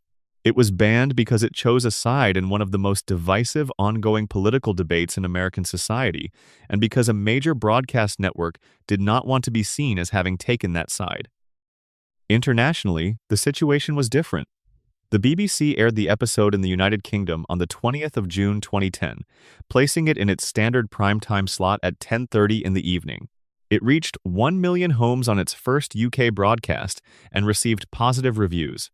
The episode is available on the Season 8 DVD box set, which meant American viewers could access it, just not through any broadcast or streaming platform. As of the most recent research for this script, it remains unavailable on Hulu, which is the primary streaming home for Family Guy.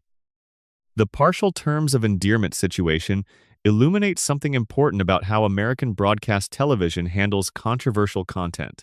The issue was not that the episode was harmful or particularly extreme by the show's standards.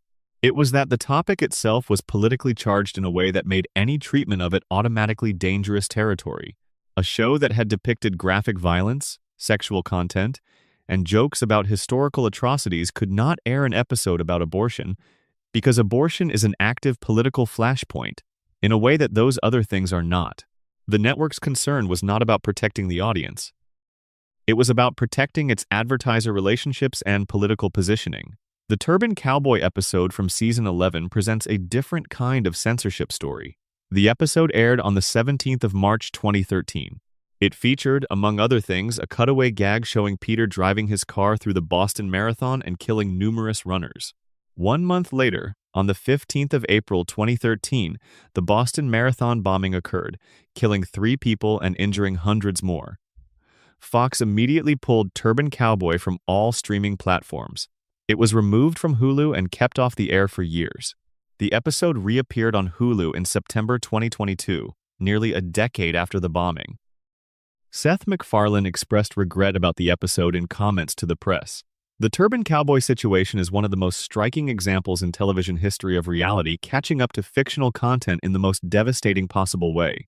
The cutaway gag was dark comedy in a show full of dark comedy. In isolation, in the context of a show that had been making outrageous jokes about violence for over a decade, it was no different from hundreds of similar gags.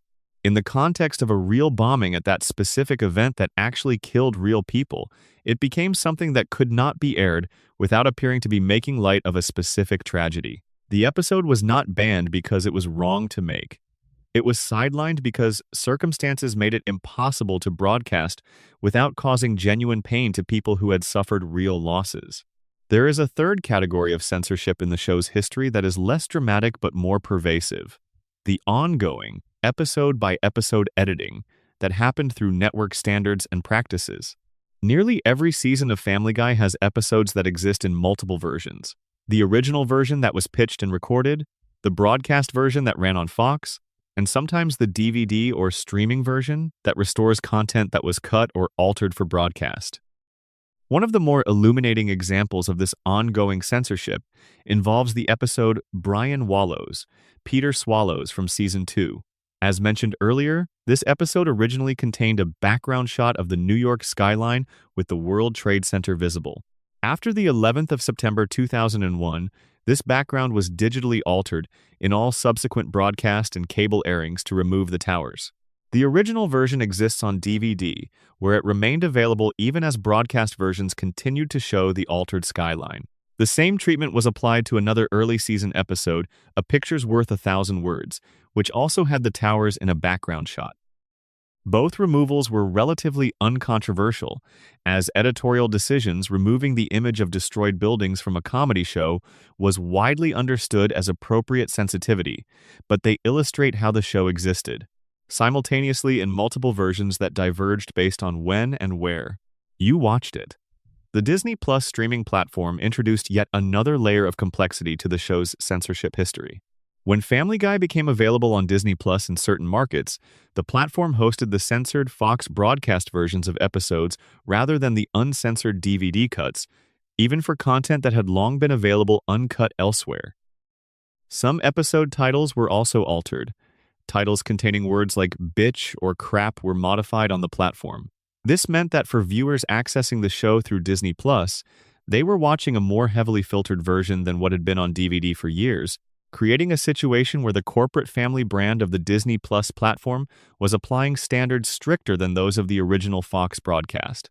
The interplay between different platforms' content standards and the show's extensive back catalog created ongoing confusion for fans about which version of any given episode they were actually watching at any given time.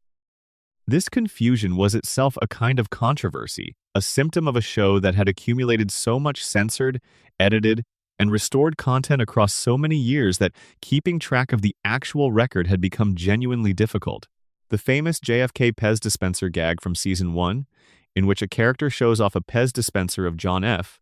Kennedy where the candy comes out of the top of his head, a clear visual reference to the assassination, was cut from broadcast airings. Brian singing a number that originally showed the World Trade Center in the background had that image removed in post 9/11 broadcasts before being later restored. A scene in which Peter and Lois were depicted unclothed on the couch while intoxicated in an episode from Season 4 appeared in the broadcast version with the couple wearing underwear. The unclothed version exists on DVD. The Fox News Daycare Center scene from another episode was cut from broadcast versions. A lengthy sequence involving Quagmire searching his pockets for his keys in a way that was clearly meant to suggest something other than innocent pocket searching was shortened in broadcast versions to remove most of the jokes. Implication: these smaller censorship moments accumulated into a substantial record over the course of the show's run. Every season had multiple scenes that existed in one form for broadcast and another form on DVD or streaming. The practice became so routine that dedicated fans maintained detailed wikis, documenting exactly which scenes had been cut, altered, or restored, and on which platforms different versions of episodes were available. The international censorship story is also worth acknowledging. In 2009, the Season 7 episode 420, in which Brian leads a campaign to legalize marijuana in Quahog, provoked the Venezuelan government to ban Family Guy from airing on cable networks in that country. The Venezuelan justice minister at the time cited the episode as an example of American media promoting drug use. Cable stations were warned they would face fines for continuing to broadcast the show. This was not the only instance of the show being restricted outside the United States. Various episodes have been restricted in different markets for different reasons over the course of the show's run, from the UK to Australia to various Middle Eastern countries. The Conway-Twitty phenomenon deserves its own extended discussion here because it represents one of the most talked about examples of the show's later creative tendencies in a form that was impossible to ignore. Conway-Twitty was a country music singer who was popular in the 1970s and 1980s and who died in 1993. In the show's later seasons, there was a recurring bit where, instead of a cutaway gag with actual comic content, the show would simply cut to footage of Conway-Twitty performing one of his songs. Not a brief clip, not a quick reference. A full, essentially unedited performance that could run for a minute or more while the audience sat and waited for something funny to happen. The first time this ran, it had a certain absurdist quality.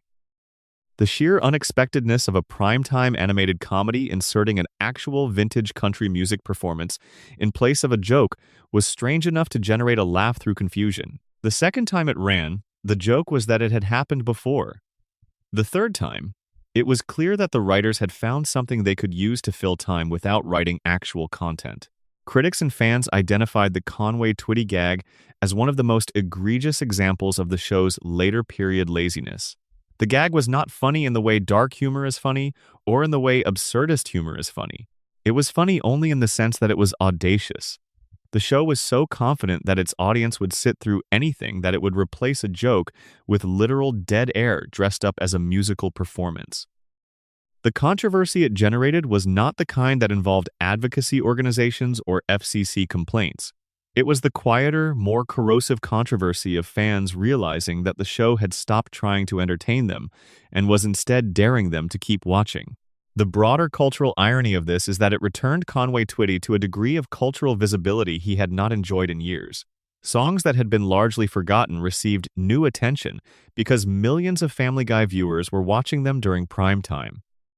This was not the show's intention, but it was the result, and it created a small secondary controversy about whether using an artist's recordings without any comedic transformation or satirical purpose was an appropriate or respectful use of that work. The pattern across all of these censorship stories is not that Family Guy had a consistent approach to testing limits. It is that the show pushed broadly and widely enough in so many different directions that it regularly bumped into limits wherever they happened to exist. Network broadcast standards, political sensitivities, real-world tragedies, international regulations. Most of the time, the show went forward despite the pushback. In a handful of cases, the show was genuinely stopped. What the censorship history reveals most clearly is that Family Guy operated within a kind of creative freedom that was simultaneously vast and bounded. Vast because American broadcast standards in the early 21st century permitted an enormous amount of content that would have been unthinkable in earlier decades of television. Bounded because there were always specific things that specific institutions would not tolerate. and those specific things tended to cluster around political flashpoints, real tragedies, and content that could be tied to active legal liability. The show navigated these boundaries with remarkable agility for most of its run. It knew where the edges were and generally chose to approach them rather than stay safely away. When it occasionally crossed them, the response varied from brief delays to permanent bans and to years of the episode being treated as lost media. But the show itself kept going, kept producing, kept generating content that would find some versions of those edges and press against them. One aspect of Family Guy's censorship history that rarely gets discussed is the way the show responded to its own censored content commercially. The existence of censored broadcast versions and uncensored DVD versions created a clear financial incentive structure. Fans who wanted to see everything the show had actually produced needed to buy the DVD releases. This meant that content which was cut for broadcast was not simply lost. It was preserved in a commercially available format that generated additional revenue beyond what the broadcast airing had produced. The censorship functioned, whether intentionally or not, as a kind of marketing mechanism. The knowledge that the DVD had content the broadcast did not drove purchases. This is not a unique phenomenon in entertainment. Director's cuts and unrated home video releases have been part of the movie industry since the VHS era. But Family Guy's particular situation, with an enormous volume of censored content across hundreds of episodes over multiple decades, made the DVD catalog unusually valuable as a repository of what the show had actually wanted to say versus what it had been permitted to say. For fans who wanted the full record, the DVDs were essential. For casual viewers who only wanted to watch the show, the broadcast and streaming versions were sufficient. The show existed in two parallel versions, one appropriate for the network and one that reflected the writer's actual intentions, and both versions had audiences. The censorship story is, in a way, the most visible and measurable part of the controversy record. You can point to a specific episode and say, this was pulled, this was edited, this was banned. The more diffuse controversies, the ones about character treatment and creative philosophy, and what the show's humor communicated about its values, are harder to document but arguably more significant. They are the controversies that shaped how audiences thought about what Family Guy was and what it believed, not just what it was willing to put on screen. Section 8. Race, Religion, and Representation Debates. Few subjects generate more sustained controversy in American entertainment than how television depicts race, religion, and cultural identity. Family Guy has been embroiled in debates on all three fronts throughout its run, sometimes for thoughtful reasons that merit serious engagement, sometimes for reasons that reflect the particular sensitivities of a given cultural moment, and sometimes because the show genuinely handled these topics in ways that were careless or harmful. The religious controversies began almost immediately. The second season episode, Holy Crap, featured Peter's deeply devout Catholic father, Francis Griffin, as a central character and included various jokes at the expense of Catholic ritual and belief. The episode was flagged by the Parents Television Council and generated complaints from Catholic advocacy organizations. Brent Bozell III, a prominent conservative media critic, wrote at the time that he believed the episode promoted anti-Catholicism. The episode was briefly pulled from the Fox schedule after this controversy, though the network framed the decision as being about ratings rather than content. The show's engagement with Judaism generated multiple distinct controversies. The I Need a Jew song controversy and the associated lawsuit have already been discussed. Beyond that, the episode When You Wish Upon a Weinstein generated ongoing debate that did not end with its eventual broadcast. Australian Jewish studies scholar Dvir Abramovich wrote critically about Family Guy's treatment of Jewish characters and storylines, arguing that multiple episodes reinforced negative stereotypes about Jewish people even when they appeared to be affectionate in intent. In 2014, a writer in the Israeli newspaper Haaretz cited an episode called Three Acts of God as evidence of what they described as long-standing anti-Semitic attitudes by McFarlane. The show has maintained that its Jewish characters and storylines are ultimately sympathetic, while critics have argued that the distinction between sympathetic and harmful can be substantially narrowed when the vehicle for that sympathy is a string of stereotyped character traits. The show's treatment of Islamic faith generated the most internationally significant controversy in its history. The season 11 episode Turban Cowboy, which was eventually pulled after the Boston Marathon bombing for reasons discussed earlier, had already attracted criticism before the bombing for its portrayal of its Muslim character, Mahmoud. Critics argued that the episode, which revealed Mahmoud to be a bomber, contributed to existing stereotypes about Muslim people as inherently violent, rather than treating an individual character's extremism as individual rather than representative of an entire religious tradition. McFarlane's approach to religious humor has consistently been that all religions are fair targets for the same kind of satirical treatment. He is an open atheist who has described his belief in no uncertain terms in multiple interviews, saying he does not believe in God and considers himself a critical thinker in the tradition of scientific rationalism. The show's religious humor, from his perspective, operates from a position of secular skepticism applied equally to all faiths. This argument has not satisfied religious critics from any tradition, who tend to point out that satirizing religion from a position of disbelief is not the same as the kind of good-natured ribbing that people of faith sometimes extend to their own traditions. It is an attack from outside that does not carry the same embedded affection. The race debates around Family Guy are considerably more layered and more contentious. The show has always included racial humor. From its earliest seasons, there were jokes about race, ethnicity, and cultural identity that drew both criticism and defense depending on who was watching. The general defense, consistent with the show's overall philosophical position, was that equal opportunity satire is not racism, that mocking the stereotypes associated with every group is different from targeting one group for consistent negative treatment. The Season 4 episode, The Cleveland Loretta Quagmire, which included the AIDS patient barbershop quartet Cutaway that generated protests from AIDS service organizations, was one early flashpoint. But the race debate intensified significantly in later seasons as the show's creators attempted to address real-world racial controversies. The Season 14 episode, A Shot in the Dark, is perhaps the most discussed race-focused episode in the show's history. Inspired by the 2012 death of Trayvon Martin, the episode has Peter accidentally shoot Cleveland's son, Cleveland Jr., an unarmed black teenager, while Peter is participating in a neighborhood watch. The episode deals with the aftermath of the shooting, including Peter being accused of racism and the community fracturing along racial lines. The episode was twice delayed from its originally scheduled airing date due to real-world mass shootings. It was supposed to air on the 15th of November 2015, but was replaced after the November Paris terrorist attacks. Its second scheduled air date of the 6th of December 2015 was also replaced following the San Bernardino shooting. The episode's reception was mixed in a way that reflects how difficult it is to address racial tragedy through comedy.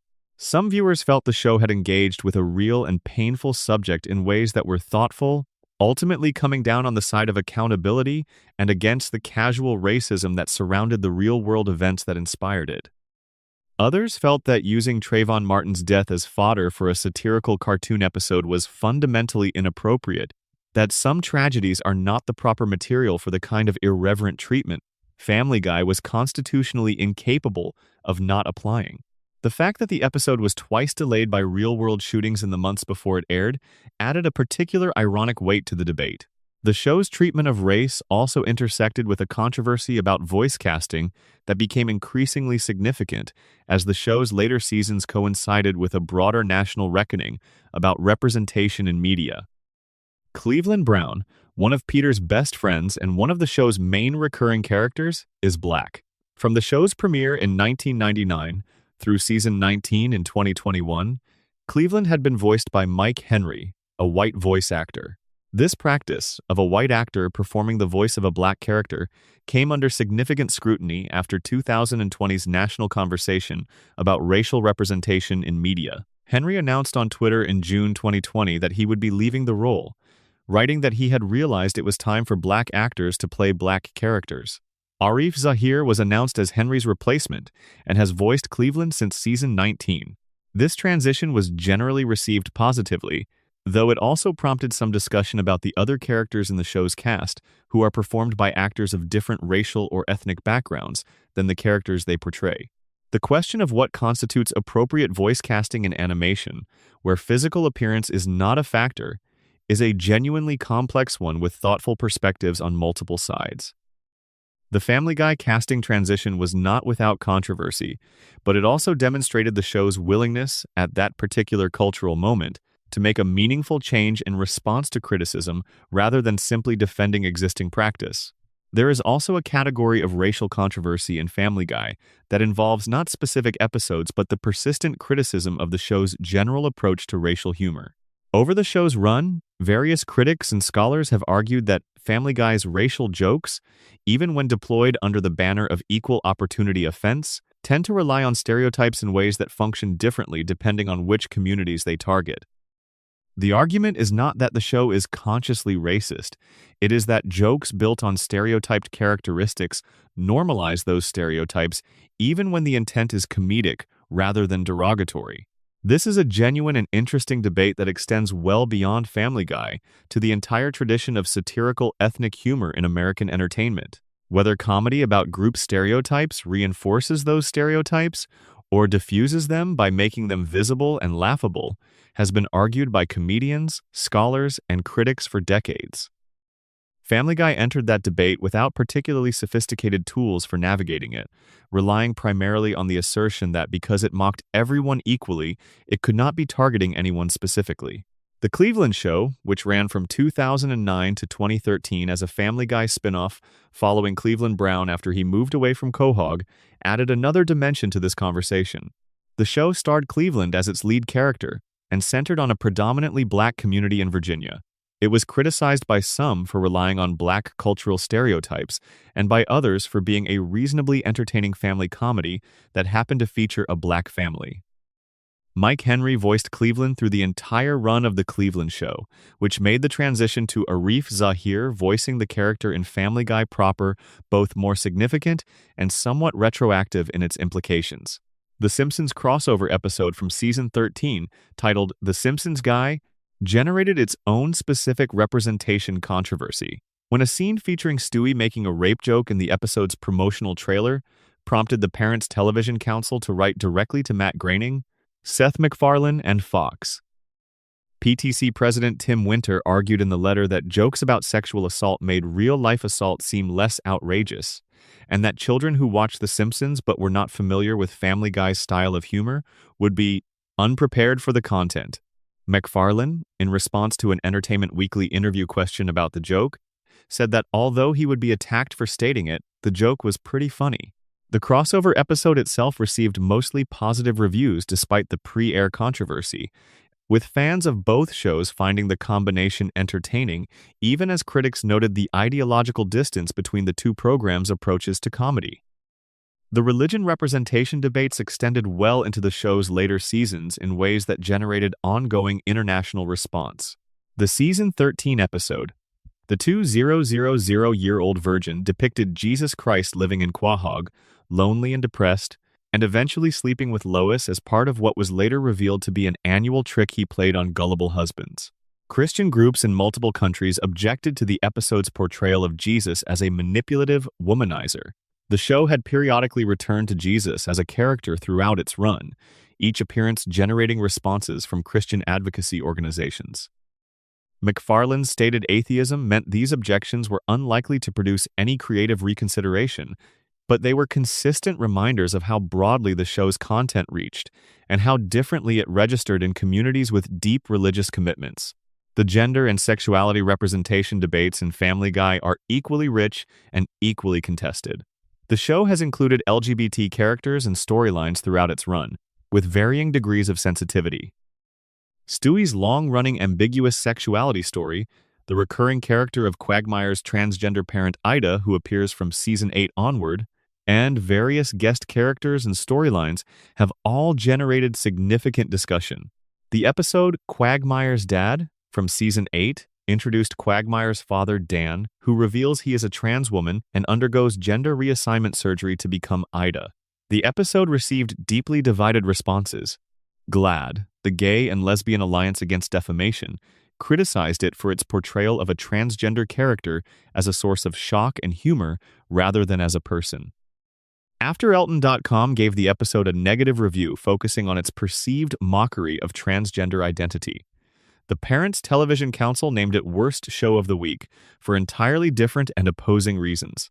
MacFarlane defended the episode in various interviews, arguing that the portrayal was ultimately sympathetic and that Brian's vomiting reaction upon discovering he had slept with Ida before her transition was a reflection of his character's personal response rather than the show's position on transgender people.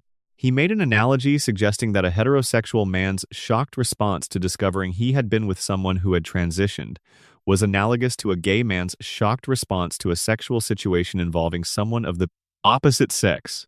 This argument satisfied some viewers and deeply frustrated others, who felt the comparison itself was problematic. The season 19 episode in which the show retired gay jokes as a matter of policy represents an interesting endpoint for one particular thread of this controversy. In the episode Trump Guy, which aired in January 2019, Peter breaks the fourth wall to tell a cartoon President Trump that the show was phasing out gay jokes. This decision was confirmed by showrunners Alex Sulkin and Rich Apple as a genuine policy change, aligned with MacFarlane's own stated position that the cultural context for that kind of humor had changed enough that continuing to use it was no longer appropriate. This self-correction is genuinely unusual in the history of long-running comedy series. Family Guy acknowledging, publicly and in the context of the show itself, that it had been doing something it now considered wrong, and then stopping, represents a kind of institutional reckoning that most shows in this category have never undertaken. Whether it was sufficient given the show's extended history of LGBT humor is a separate question, but the act of stopping and of explaining why within the show itself was meaningful in a way that went beyond simple public relations management. The race, religion, and representation debates around Family Guy do not resolve neatly. The show has done genuinely harmful things in all three areas. It has also, in specific cases and specific moments, handled these subjects with more care and nuance than its detractors are sometimes willing to credit.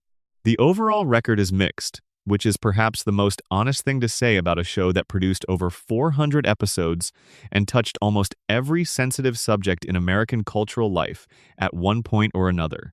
Section 9. The Real People Problem, Lawsuits, Backlash, and Bold Choices. One of the most distinctive aspects of Family Guy's comedic approach has always been its willingness to use real, named public figures in its jokes. Presidents, celebrities, historical figures, executives, artists, and ordinary people who happen to be in the news have all found themselves depicted in one form or another across the show's long run. This practice has generated lawsuits, public objections, and occasional moments of genuine creative courage, as well as moments of lazy cruelty that substituted notoriety for wit.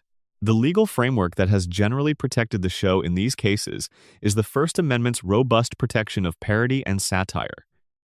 American law, developed through decades of court decisions, holds that using a public figure's likeness, name, or recognizable characteristics for purposes of satire or commentary is protected speech so long as the use does not create the false impression that the figure is endorsing the content or make false statements of fact presented as true. Family Guy's format of obviously absurdist comedy generally places its content well within these protections. No reasonable viewer watching Peter Griffin describe a fictional conversation with a famous actor was going to believe the conversation had actually taken place. But the Carol Burnett situation illustrated the limits of this protection in a specific context. Burnett's objection was not simply that her likeness had been used. It was that her iconic charwoman character had been placed in a segment that she found demeaning, and that the use of Carol's theme in the background implied a kind of approval or association that she had not given. The court ultimately agreed with Family Guy that the use was protected parody, but the case took several years to resolve and cost both sides considerable legal expense. MacFarlane's comment afterward, that the show had learned to stay away from Carol Burnett, acknowledged that even legally defensible content could come with costs that were not purely financial. The show's treatment of living celebrities has generated significant controversy on several occasions that never reached the legal system but produced substantial public backlash. The show has depicted real people in sexual situations, in scenarios involving violence, in imaginary historical narratives, and in satirical versions of their public personas that the subjects sometimes found objectionable. MacFarlane has been generally unapologetic about this practice, citing the equal opportunity offense philosophy and the legal protections of parody. One of the more fascinating real-person controversies in the show's history involves not a lawsuit, but a direct confrontation.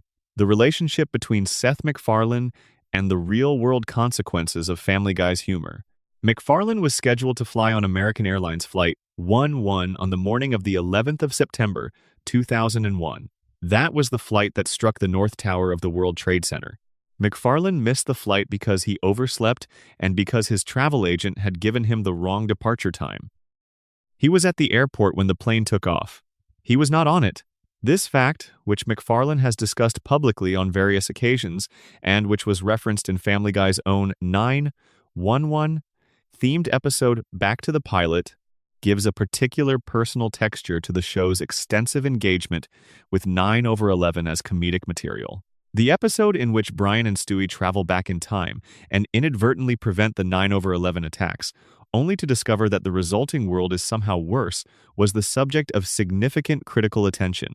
The episode aired in November 2011 and included a moment where Brian and Stewie, having re-enabled the attacks to prevent a worse alternative timeline, high-five each other while Stewie says we made 9/11 happen, before immediately acknowledging that this probably would not look very good out of context. This episode divided critics sharply. Times Review said the episode felt custom-made for a too soon label, and probably was, but that Family Guy viewers lived for too soon moments. Entertainment Weekly felt the show had gone too far. A writer at Think Progress argued the episode was both charming and politically astute, making a serious point about what the post-9/11 American response had done to the country. Deadline reported that the episode had squeaked past the Fox Standards and Practices Department, but was sure to raise eyebrows. MacFarlane himself never commented extensively on the episode in the context of his personal connection to the attacks.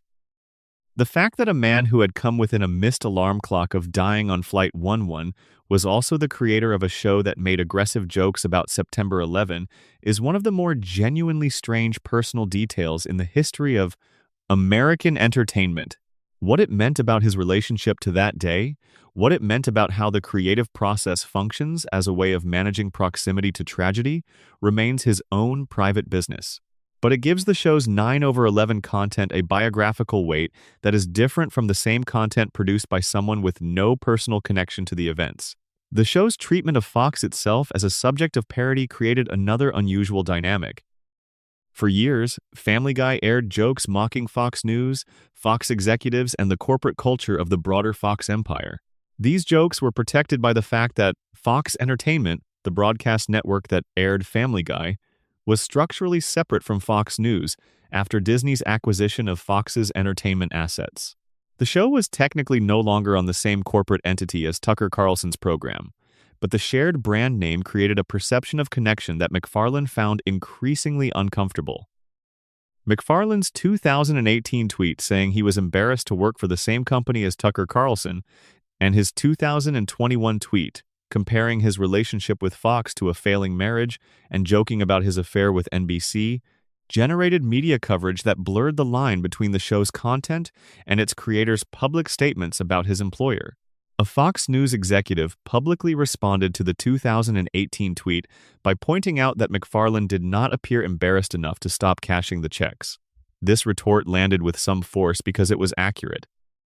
MacFarlane continued to voice the characters and collect the residuals while publicly expressing his distaste for the network's broader practices. The tension between financial relationship and creative discomfort never resolved, and Family Guy's continued association with Fox remained a source of stated frustration for its creator until the show's deal with the broader Fox Disney ecosystem was eventually restructured.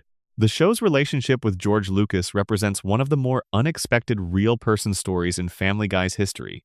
The Blue Harvest episode from Season 6 was a comprehensive parody of Star Wars, A New Hope, with the Griffin family cast in all the major roles. Peter played Han Solo, Stewie played Darth Vader, Brian played Chewbacca, and so on. The episode required Lucasfilm's cooperation because it used music, visual elements, and specific dialogue from the films. MacFarlane and the production team made the unusual decision to approach Lucasfilm directly and obtain permission for the parody rather than relying solely on the legal protections of satirical use. George Lucas himself watched the episode at Lucasfilm's Skywalker Ranch with MacFarlane and several members of the Family Guy production staff. By multiple accounts from people who were there, Lucas laughed throughout and praised the episode. He gave his blessing to the project, which meant the music was available, the design elements could be used, and the whole production could proceed with a level of fidelity to the source material that would not have been possible otherwise. The episode was enormously well received and is consistently cited as one of Family Guy's best achievements in its post-revival years. 2 sequels followed, Partial Terms of Endearment. Sorry, that's a different subject. The sequel episodes were Something Something Something Dark Side, parodying The Empire Strikes Back, and It's a Trap, parodying Return of the Jedi. The Star Wars parodies are interesting in the context of the show's real-person controversy history, precisely because they represent the opposite of the Carol Burnett situation.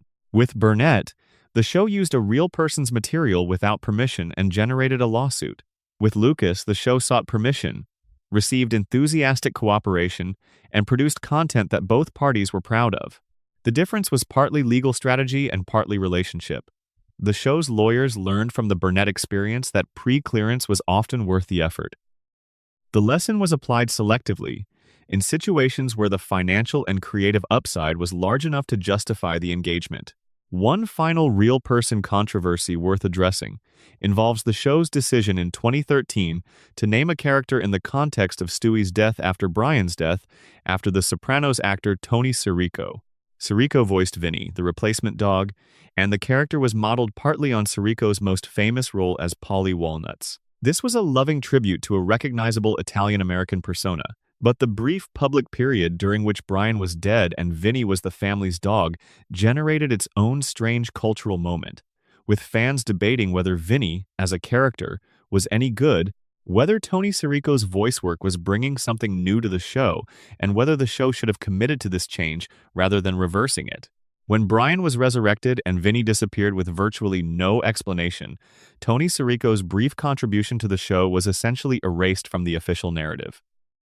This generated a small but real controversy about the ethics of bringing in a guest performer for what turned out to be a publicity stunt, giving them a character to build, and then making that character retroactively not exist within weeks of his introduction. The real people dimension of Family Guy's controversy history is ultimately inseparable from the show's fundamental comedy premise. A show that makes jokes about everything is necessarily a show that makes jokes about real people, real events, real tragedies. The question has never been whether to include real people in the humor, but how, and with what degree of care and craft. At its best, the show's engagement with real figures produced genuinely insightful satire that illuminated something true about its subjects. At its worst, it produced lazy cruelty that used someone's recognizability as a substitute for actual wit.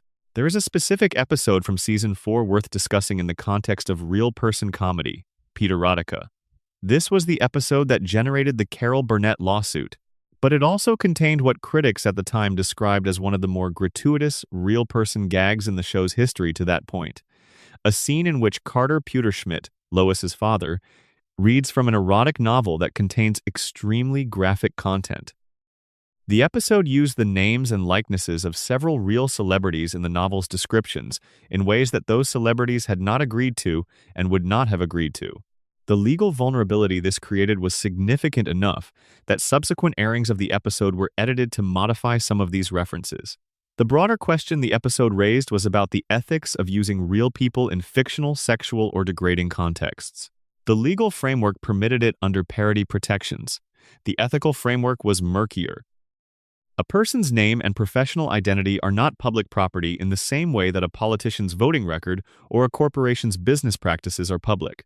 Using someone's name to generate content they would find humiliating, without consent, and without any satirical purpose related to their actual public conduct is different from the kind of criticism and commentary that parody law is designed to protect. This is a distinction Family Guy has not always drawn carefully, and it is one area where the equal opportunity offense philosophy breaks down most clearly. The equal offense argument works best when the targets are institutions, cultural practices, or public figures whose conduct in their public roles is legitimately subject to satirical examination. It works less well when the target is a private individual who happens to be recognizable or when the content being produced has nothing to do with anything the target has actually done, but is simply using their name and face for a joke that serves the show's humor rather than any meaningful social commentary. The record in this category, like so much of Family Guy's record, is mixed, but the mixed record is itself interesting. It shows a show perpetually in negotiation with the limits of what comedy can and should do, perpetually testing those limits, and not always landing on the right side. Section 10. The Writer's Room, Wars, Strikes, Firings, and Internal Drama. The controversies that Family Guy generated in the wider culture were matched, at various points, by significant turbulence inside the show's own production process. The Writers Guild of America strikes of 2007 to 2008 and 2023 both directly disrupted the show's production and created moments of genuine conflict between its creator and the network that broadcast it. The show's behind-the-scenes history is, in its own way, as dramatic as some of what appeared on screen. The 2007 to 2008 Writers Guild of America strike began in November 2007. The central issues were pay rates for DVD sales and digital distribution, territory that had been contentious since the previous WGA strike, and that had only become more complicated as the internet transformed how television content was watched and monetized. Thousands of television and film writers walked off the job. Production ground to a halt across nearly every scripted series on television. Shows that were mid-season suddenly ran out of new scripts. Networks scrambled to fill airtime with reality programming and reruns. MacFarlane was a vocal supporter of the strike action, consistent with his general political positions and with his long-standing identification with the writers whose work made his show possible. He walked the picket lines. He spoke publicly about the importance of writers receiving fair compensation for digital distribution rights that were becoming increasingly valuable. He made clear that he stood with the Guild. This put him in direct conflict with Fox over a specific decision the network made during the strike. Fox possessed completed episodes of Family Guy that had been finished before the strike began. Legally, these episodes belonged to the network and could be broadcast. MacFarlane's position was that airing these episodes against his wishes, while the writers who made the show were on strike, was a violation of the spirit, if not the letter, of the relationship between creator and network. Fox aired the episodes anyway. The network had no legal obligation to MacFarlane's preferences in this specific situation, and it exercised its right to broadcast what it owned. The decision to air episodes over MacFarlane's explicit objection was described in later accounts as one of the significant early moments of deterioration in the relationship between Family Guy's creator and the Fox network. It signaled that when institutional interests were at stake, the network would prioritize its financial position over the wishes of the person whose creative work it was monetizing.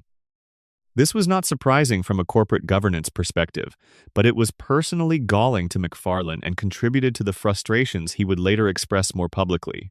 The strike ended on the 12th of February 2008, and Family Guy resumed its regular production schedule with the episode Back to the Woods. But the disruption had real consequences for the creative process. Television writing is built on a rhythm of planning, drafting, revising, table reading, and refining that happens over weeks and months.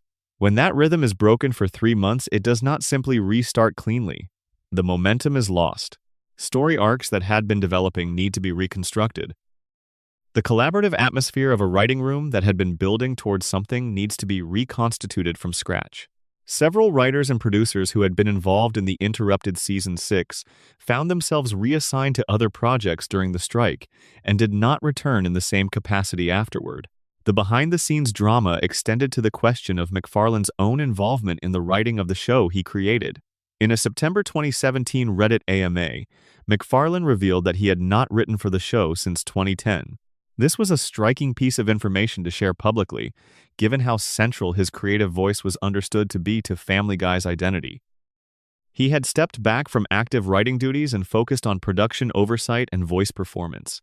The show was being written and run day-to-day by showrunners Rich Appel and Alex Sulkin, both of whom had been with the show for years, but neither of whom was its original creative architect. Looper reported in its coverage of the show that while MacFarlane voices 3 main characters and serves as a hands-on producer, he was never the chief creative writing voice behind the series in terms of episode count, having only personally written 3 of the hundreds of episodes. He wrote the 1999 pilot, a segment of the 2002 anthology episode Family Guy Viewer Mail, and the season 4 premiere when the show returned from cancellation. Every other episode was written by other people, with varying degrees of involvement from MacFarlane in terms of review and creative direction. This information reshapes how we understand the show's creative authorship. Family Guy is popularly understood as Seth MacFarlane's show, and in a meaningful sense it is. He created it. He voices the most prominent characters. He had substantial creative influence in the early seasons, and his sensibility and philosophical approach set the template. But the actual writing of the vast majority of episodes across 25 seasons was done by other people, working within the tradition MacFarlane established. When the show veered in directions that fans found troubling, it was generally the result of decisions made by writers and showrunners who were following their interpretation of what the show should be, not by MacFarlane directly dictating content. This complicates the question of accountability. MacFarlane has been both praised and criticized for content he did not personally write. He was the public face of a product that a large team of other writers was actually producing. His ability to function as quality control, to look at a script and say, "This is not us, this goes too far, this does not meet the show's standards," depended on his active involvement in the creative process. Once he stepped back from that involvement in 2010, the filter was gone. The show could drift, and according to most critical assessments, it did. The 2023 Writers Guild of America strike created a second major disruption. MacFarlane, along with showrunners Appel and Salkin and the American Dad showrunners, made clear in May 2023 that none of them would work on their shows while the strike was ongoing. MacFarlane was again seen on the picket lines. The strike lasted until the 27th of September 2023, when it was declared over and the production teams returned to work. The disruption affected the timing and content of subsequent seasons, though the specific impacts on Family Guy's creative output from this interruption are still being assessed as seasons produced in its aftermath continue to air.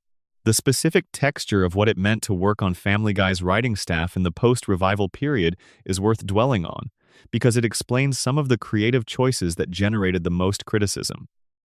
Writing rooms in long-running television series develop their own cultures, their own shared understandings of what the show is and what it does, their own informal hierarchies of who has the standing to push back against a joke that has gone too far, or to advocate for treating a sensitive subject with more care.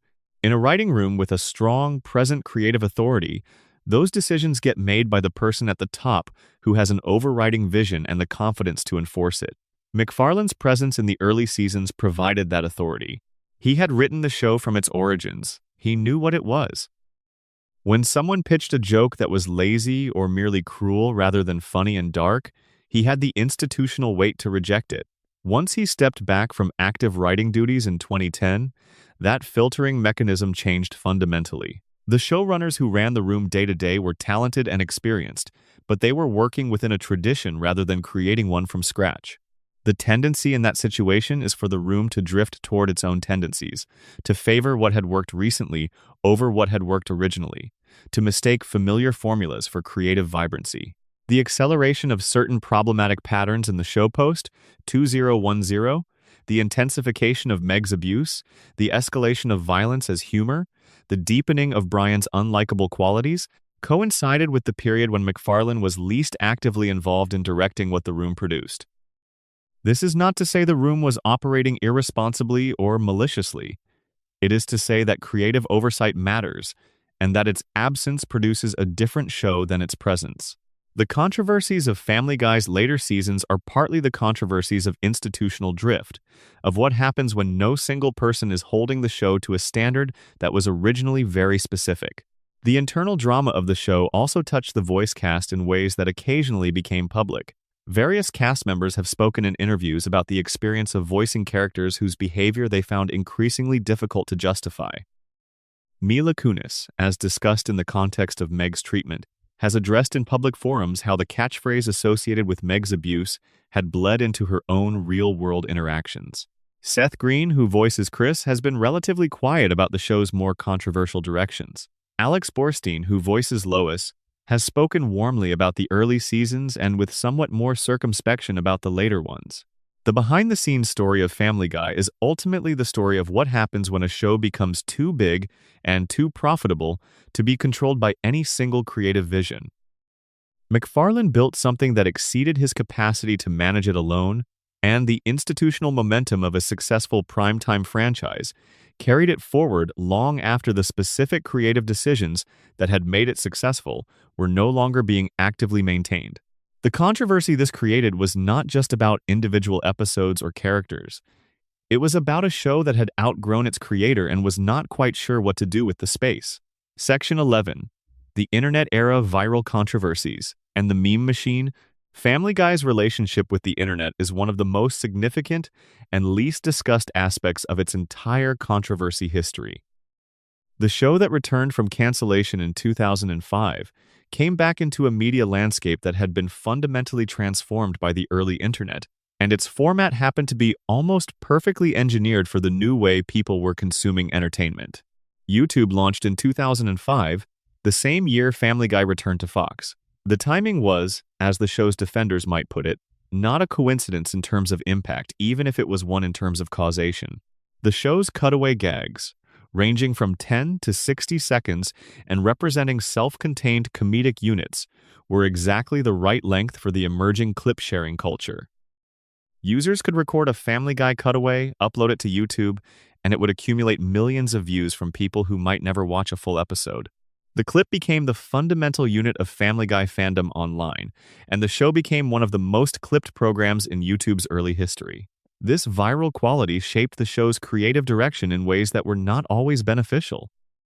If short, self-contained gags were what generated views and engagement online, then the incentive was to make more of them and longer ones, to pack episodes with more content that would clip cleanly, rather than to build the kind of coherent, story-driven episodes that would be less shareable in clip form, but more satisfying as complete viewing experiences. The feedback loop between the show's content and how the content was being consumed pushed the format in a specific direction: more cutaways, more extreme content, more standalone moments optimized for viral sharing. The internet era also transformed how controversies around the show developed and spread. In the pre-internet era, a controversial episode would generate letters to Fox, perhaps a statement from the Parents Television Council, coverage in entertainment press the following week, and then would largely fade. In the post-2005 era, a controversial moment from Family Guy could become a trending topic within hours of its broadcast, generating millions of tweets, Reddit threads with thousands of comments, YouTube compilations, response videos, and a sustained online debate that could run for days or weeks. The Brian Griffin death controversy of 2013 is the clearest example of how the internet amplified what would previously have been a minor television production decision into a national media event. The petition for Brian's resurrection was created within hours of the episode airing. It gathered 25,000 signatures in days. News outlets that would never have covered a storyline change in an animated comedy were reporting on it as a human interest story. Twitter was full of people expressing genuine grief. The show had generated the emotional response it was designed to generate, and the internet had amplified that response far beyond what any previous broadcast medium would have allowed. The flip side of this amplification was that it also generated backlash at a scale that previous shows could not have experienced. When MacFarlane confirmed the death was a rating stunt, the backlash was not just angry letters or a single critical review. It was an entire wave of social media commentary, articles, YouTube videos, and podcast discussions about the ethics of using fan attachment for commercial purposes. The very emotional investment the stunt had successfully generated became the fuel for the anger when the stunt was revealed. The internet era also changed how the show's most controversial content was preserved and circulated. Scenes that had been cut from broadcast versions of episodes, and which in previous decades would have been effectively lost to most viewers, were preserved and shared online. The original, uncensored versions of episodes were uploaded. Deleted scenes circulated on streaming platforms. The Partial Terms of Endearment episode, which Fox refused to air in the United States, was easily accessible to American viewers through DVD and eventually through YouTube clips long before it was officially made available through any American streaming service. This accessibility transformed the cultural impact of banned and censored content. The Turban Cowboy episode, pulled from streaming platforms after the Boston Marathon bombing, remained accessible through various unofficial channels and continued to circulate among fans even during the years when official platforms would not host it.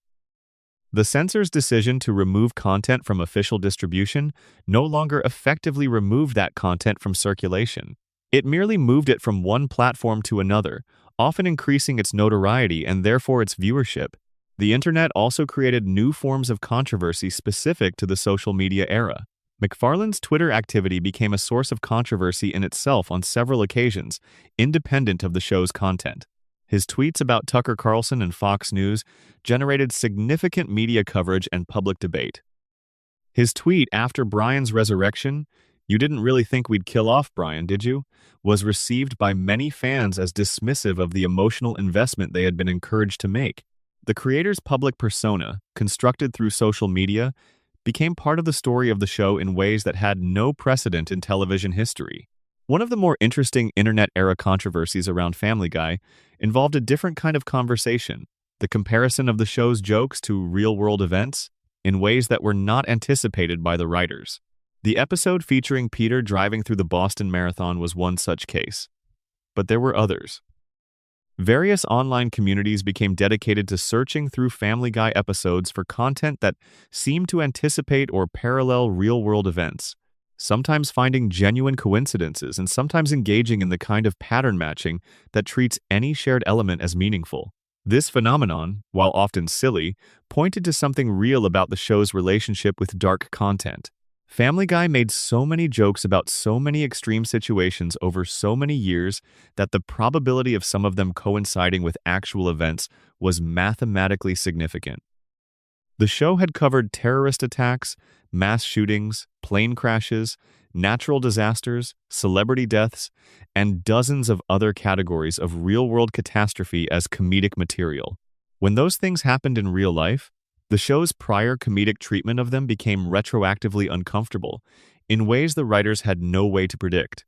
The internet's role in all of this was to make the connections visible in real time, to allow people to clip the relevant moment, post it next to the news footage, and distribute it to millions of people within hours. The result was a recurring cycle in which Family Guy's dark humor intersected with real tragedy in public and at scale, generating renewed debate about the ethics of comedy, the limits of satire, and what responsibilities a show with this kind of cultural reach had toward its audience and toward the people depicted in its humor. The South Park rivalry deserves its own extended treatment in the context of the internet era, because the Cartoon Wars two-parter from 2006 became one of the most widely discussed pieces of inter-show commentary in the history of animation, and the debate it sparked has never truly been resolved. Trey Parker and Matt Stone devoted 2 full episodes of South Park to a critique of Family Guy that was not presented as playful ribbing between competing shows, but as a genuine artistic condemnation. The central conceit of the episodes was that Family Guy's writing staff consisted not of human writers but of manatees in a large tank. These manatees would randomly select from a pool of balls, each bearing a noun, a verb, or a cultural reference, push them into a machine, and generate a cutaway gag. The episode made explicit what Parker and Stone had been saying in interviews, that Family Guy's humor required no genuine creative intelligence because the cutaways had no relationship to plot, character, or thematic content. They were interchangeable by design. The punchline of any given cutaway could be swapped with the punchline of any other cutaway, and the episode would work just as well, because neither cutaway meant anything in context. This critique landed with genuine force because it was not entirely wrong. The internal logic of a Family Guy cutaway does not depend on the surrounding episode.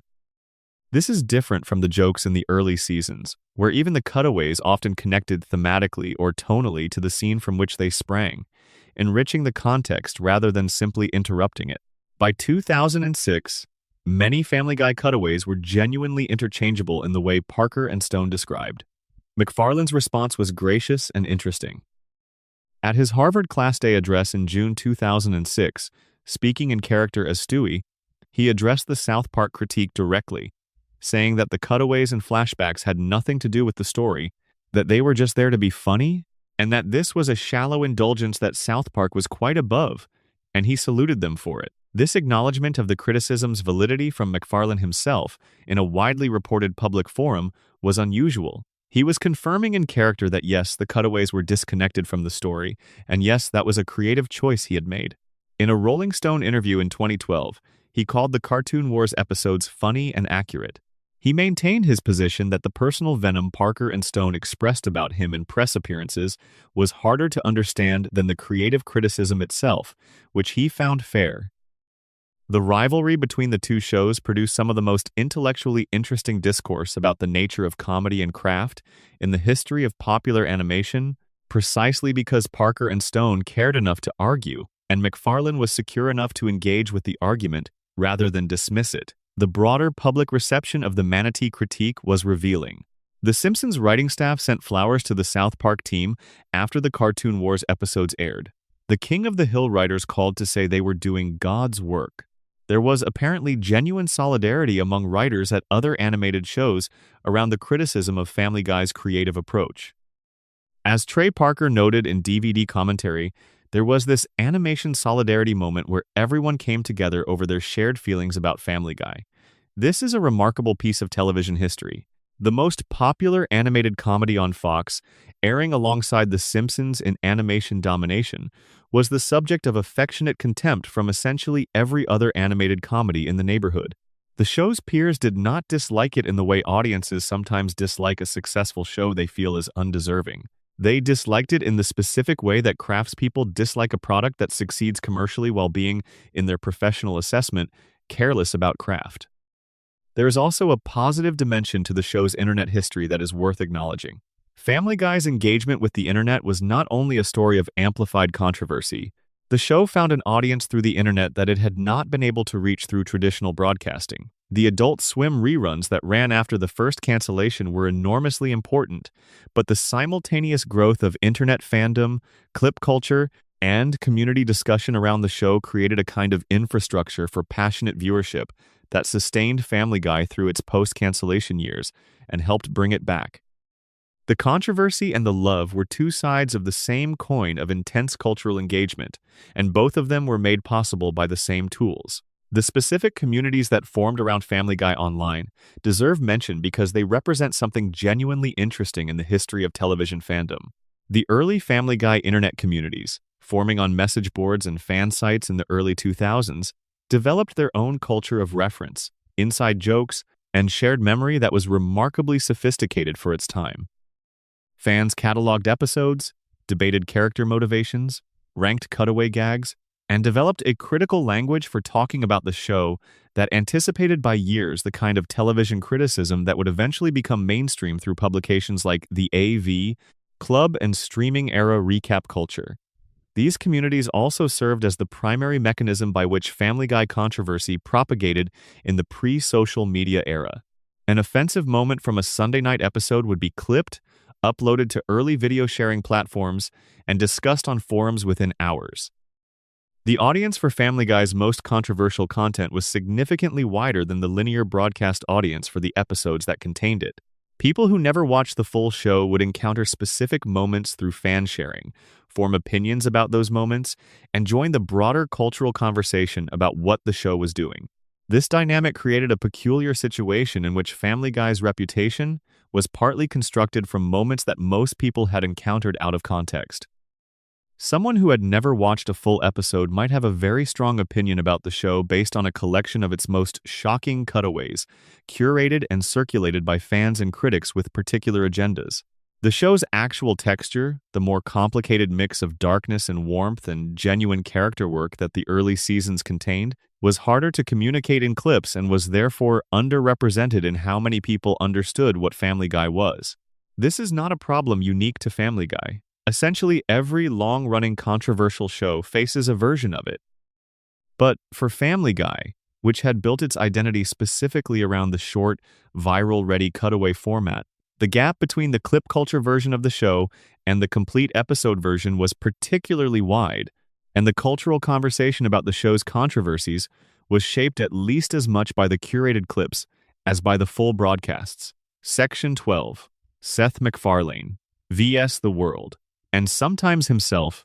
To understand the full controversy history of Family Guy, you have to understand Seth MacFarlane.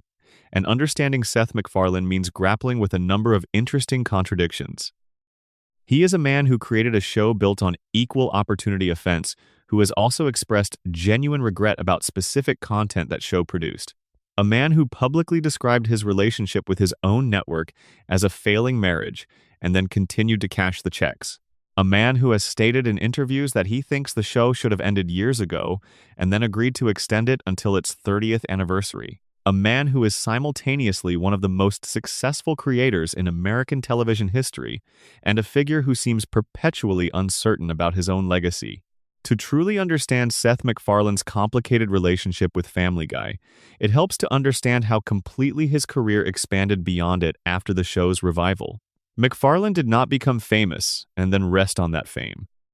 He built on it aggressively and in multiple directions simultaneously, which is the only way to understand how someone ends up being a television creator, a film director, a box office movie star, a recording artist with multiple albums, an executive producer of a major science documentary series, and the host of the Academy Awards ceremony, all within a roughly 15-year period.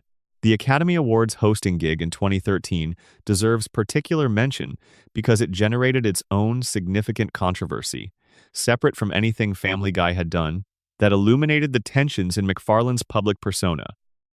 He opened the ceremony with a song called "We Saw Your Boobs" that cataloged the breast exposure appearances of various female actresses across their filmographies. The joke, such as it was that it was funny to list these instances by film title, while the actresses in the audience reacted with varying degrees of feigned or actual discomfort. Critics and commentators were deeply divided about whether this was a clever, satirical commentary on Hollywood's exploitation of female nudity or simply a sexist stunt that gave a massive primetime platform to the exact kind of objectification it was supposedly critiquing. MacFarlane was also criticized for jokes about domestic violence, anti-Semitism, and other sensitive subjects during the broadcast. The backlash was substantial. MacFarlane was not asked back to host. He later gave interviews suggesting he would not have wanted to return regardless. But the controversy was illuminating because it showed the same tensions visible in Family Guy in a different context. MacFarlane's comedy operated on the assumption that saying a thing was inherently a critique of that thing, that naming an uncomfortable reality aloud was the same as interrogating it. Critics of this approach argued that naming something without interrogating it was simply repeating it with a smirk, that the distinction between satire and endorsement required more than the comic framing of the performer. MacFarlane was born on the 26th of October, 1973, in Kent, Connecticut. He studied animation at the Rhode Island School of Design, graduating in 1995. His thesis film, The Life of Larry, featured the characters who would eventually become Peter and Brian Griffin. He was hired by Hanna-Barbera out of school and worked as a writer and animator on Johnny Bravo, Cow and Chicken, and Dexter's Laboratory before pitching Family Guy to Fox. He was 24 years old when Fox greenlit the pilot, 25 when the show premiered. By the time he was 30, he had created one of the most watched animated comedies in television history and had survived 2 cancellations.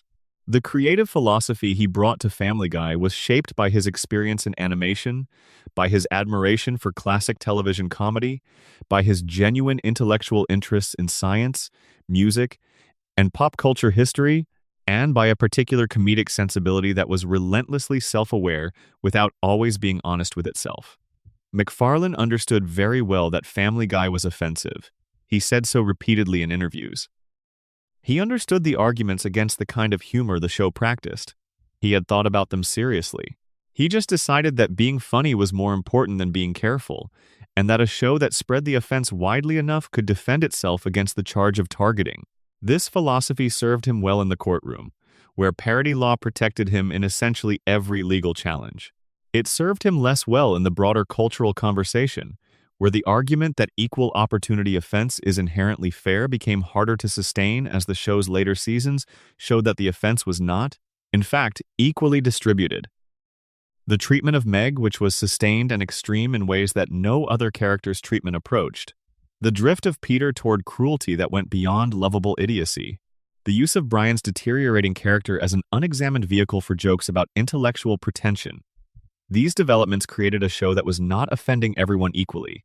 It was punishing some characters and storylines while protecting others. MacFarlane's relationship with his own show became increasingly complicated as the years went on. He stepped back from active writing duties in 2010. He continued to voice the characters, which maintained his connection to the material but removed him from the decisions about what that material would be. He pursued his other ambitions vigorously and successfully.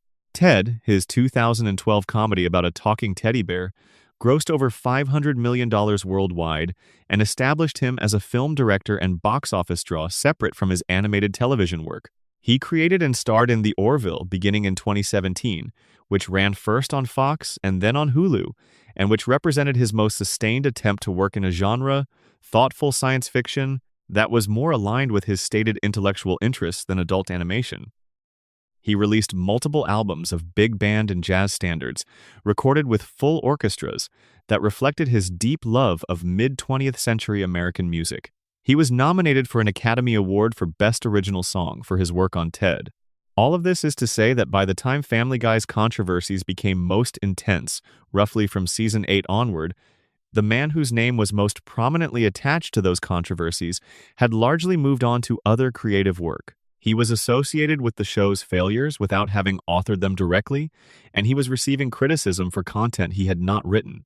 This situation is uncomfortable and somewhat unfair to MacFarlane personally, but it is also a consequence of the structure he built, a show whose identity was so tied to his name and public persona that even after he stepped back, the association remained. MacFarlane's public statements about the show's legacy have varied considerably over the years.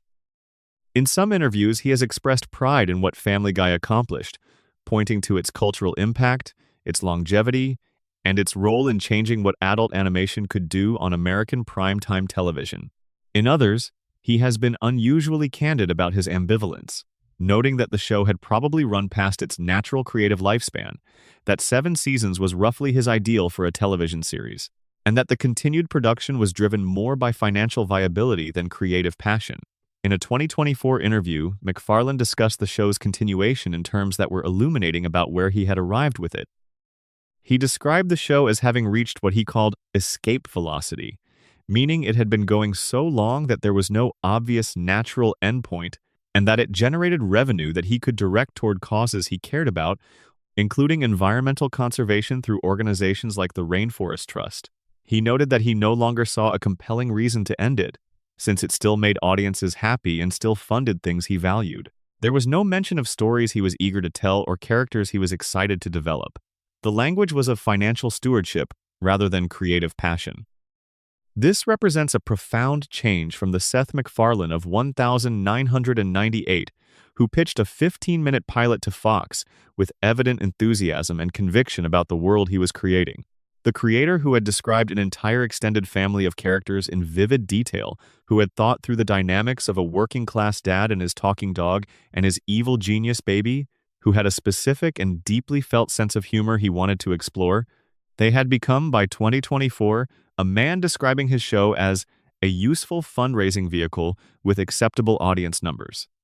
Something had changed, even if the show itself kept running. The controversy this creates is of a different kind from the episode-specific controversies that make up most of this script subject matter. It is a meta-controversy about creative integrity, about what happens to art when it continues past the point of genuine investment by the people responsible for it, about whether a show that exists primarily for financial reasons can still be said to have creative merit. These are not questions with easy answers. They are questions that Family Guy's ongoing existence forces its audience to confront every week. MacFarlane's public feuds with Fox News, which reached their most explicit expression in the Tucker Carlson tweets, added another dimension to the story of his relationship with his own show. The argument was not just about Tucker Carlson, though it was partly that. It was about MacFarlane being contractually tied to a network brand that he found increasingly incompatible with his own values and public identity. He had signed a $200 million deal with NBC Universal in January 2020, effectively building his future at a different corporate home while remaining bound to Fox for Family Guy as long as the show continued to air on that network. The metaphor he used in his tweet, comparing the situation to a marriage where both parties knew it was not working, but stayed together anyway, captured something real about the institutional dynamics. Fox had enormous financial interest in keeping Family Guy running. MacFarlane had enormous financial interest in the show's continued existence. Neither party could easily or cleanly separate from the other. The result was a public performance of reluctant partnership that benefited neither party's reputation while ensuring both parties' financial stability. It is, in its way, one of the most honest things about Family Guy's later years, that the controversy it generated was not always about the content but about the structure, the institutional arrangements and financial relationships, and contractual obligations that kept a show alive long past the point where any of its principal architects retained genuine creative investment in its direction. There is one more dimension to MacFarlane's personal story that contextualizes the show's controversy history in an interesting way. His history of discussing the moral questions around Family Guy's humor in private and public settings. In an interview with The Hollywood Reporter around the show's 100th episode, he was asked whether there were times, even after the fact, where he feared he had gone too far from a moral standpoint. He was asked this in the specific context of the Herbert character, a clearly predatory elderly man with an unseemly interest in teenage boys, the JFK Pez dispenser gag, and a cutaway about a newborn abandoned in a dumpster. MacFarlane's response was to ask, laughing, "And your point is?" He then said directly that, in his view, being funny trumped all, that the means were defensible in service of genuine comedy. This was the philosophy of a young creator in his early 30s who had built something astonishing and who had not yet been through 30 years of cultural evolution, through the national reckonings around representation and harm that would reshape the entertainment industry's understanding of its own responsibilities. The MacFarlane of 2007, who said being funny trumps all, and the MacFarlane of 2024, who described the controversy over Family Guy's legacy as something that tortures him at night, are not the same person. He grew as most people grow, and the show's history became the record of both his early certainties and his later doubts. What makes this genuinely interesting, rather than simply ironic, is that the growth was real and visible. The decision to stop writing gay jokes in 2019 was not a cynical capitulation to changing cultural winds. MacFarlane publicly supported LGBTQ equality long before it was politically safe to do so as a major network television creator. His atheism, his liberalism, his willingness to challenge religious authority in ways that generated complaints throughout the show's run, all of these were consistent with a genuine moral and philosophical worldview rather than a performance of values. He believed things. He sometimes expressed those beliefs clumsily in the show. He also sometimes expressed them with real courage and clarity. The tension between his personal values and the content the show produced over the years is one of the most genuinely fascinating things about his career. He made a show about a family with a loving center, and then watched it become a show about a family that despised one of its members. He created a character who was the voice of reason, and watched that character become a vehicle for hypocrisy and pretension. He built something that reflected his best instincts in its early years and his worst institutional incentives in its later ones. And he has spent years being publicly uncertain about what any of it means. MacFarlane addressed his own legacy in some of his most candid interviews with a phrase that has been quoted extensively. "This is the conversation that tortures me at night." He was talking about the question of what Family Guy would be remembered for, whether the dark humor and the offensive content would define the show's legacy in ways that overshadowed whatever genuine craft and genuine insight the early seasons had contained. It is an honest admission, and a revealing one. The man who built a career on saying that being funny trumps all was, in quieter moments, wondering whether the funny had been worth the cost. Section 13. The final reckoning. Is Family Guy still relevant? Family Guy renewed for 4 more seasons in April 2025, in what was described as a mega deal with parent company Disney. Each season would consist of 15 episodes. The deal would take the show through season 27 and the 2028 to 2029 television season, coinciding with the show's 30th anniversary. The show that premiered after Super Bowl 33 in January 1999 to 22 million viewers would still be producing new episodes 3 full decades later. The viewer numbers for those new episodes were dramatically different from the ones at the show's peak. Season 23 averaged approximately 723,000 viewers, with a 0.19 rating in the adult demographic that advertisers care about most. Season 20 had averaged around 1.31 million viewers. The show that once pulled 7.9 million viewers on its Season 4 return was now being watched by fewer people than live in some mid-sized American cities. The decline in linear television viewership was real and affected virtually every broadcast network show, but Family Guy's numbers had dropped further and more persistently than many of its contemporaries. The network had responded to this decline by moving the show from its longtime Sunday night home to Wednesday nights for the 2023 to 2024 season, the first time Family Guy had aired on a weekday since its original troubled run in 2002. In the language of network television scheduling, moving a show from Sunday night to Wednesday night is a clear demotion. Sunday night primetime is prestige real estate. Wednesday at 8 in the evening is where you put shows that are still generating enough revenue to justify their production costs, but no longer represent the network's flagship entertainment offering. And yet the show keeps going. It keeps generating revenue from streaming on Hulu, from reruns on Adult Swim, Comedy Central, and FXX, from merchandise, from licensing, from the enormous back catalog of content that continues to attract viewers across all demographics on multiple platforms. The business case for Family Guy does not depend on how many people watch new episodes on Wednesday nights. It depends on the total economic value of the franchise, and that value remains substantial enough to justify 4 more seasons. The show's critical history contains some genuinely remarkable milestones that its controversy, reputation sometimes obscures. In 2009, Family Guy became the first animated series to be nominated for the Primetime Emmy Award for Outstanding Comedy Series since The Flintstones back in 1961, nearly 50 years earlier. This was a historic achievement. The Simpsons, despite its enormous critical reputation and its cultural influence, had never received this specific nomination. South Park had not received it. Family Guy had earned something that the entire history of primetime animation had not produced in half a century. TV Guide ranked the show in 2013 as the 9th greatest television cartoon of all time. It won multiple Emmy Awards, including recognition for voice performance and song. The show's musical episodes received particular critical attention, with its original songs often cited as among the most polished and genuinely funny musical content in animated television history.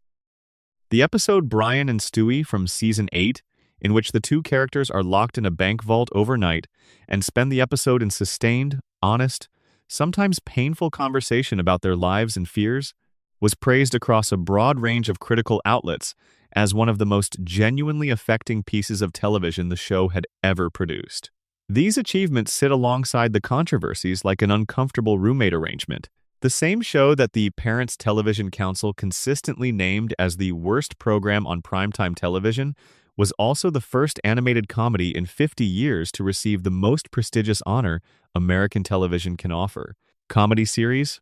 The same show that generated more FCC complaints than virtually any other broadcast program was producing content sophisticated enough for Television Academy voters to take seriously as premium comedy. This contradiction is not accidental. It reflects something true about Family Guy at its best, that the irreverence and the craft were not in opposition. They were two sides of the same creative sensibility. The show could be genuinely offensive and genuinely excellent simultaneously, could make you uncomfortable and make you laugh in ways that lingered, could provoke both the Parents Television Council and the Television Academy with equal vigor. The tragedy of the later seasons, from a creative standpoint, is not that the show kept being offensive. It is that it gradually stopped being excellent in the same consistent way. The controversies continued. The quality became more variable. So, the question of Family Guy's relevance in 2025 and beyond has to be answered on 2 different levels simultaneously. At the level of cultural conversation, the show's relevance has clearly diminished from its peak. It no longer generates the kind of widespread cultural engagement that it did from the mid-2000s through the early 2010s. It no longer drives the national debate about animated comedy or pushes the boundaries of what television can do. The controversies it generates are smaller and feel more routine, less like the genuine cultural flashpoints that marked its middle years. At the level of financial existence, The show is extremely relevant in the sense that it continues to generate money and continues to have an audience that values it. That audience is smaller than it was. But the people who still watch Family Guy are, by and large, people who genuinely like the show. The casual viewers who were never very invested have drifted away. What remains is a core fan community that has stuck around for 25 years and shows no signs of abandoning something they genuinely love. The show's 400th episode, Get Stewie, which aired in November 2022, became an occasion for a long Hollywood Reporter conversation with MacFarlane and showrunners Rich Appel and Alex Sulkin about the show's history and future.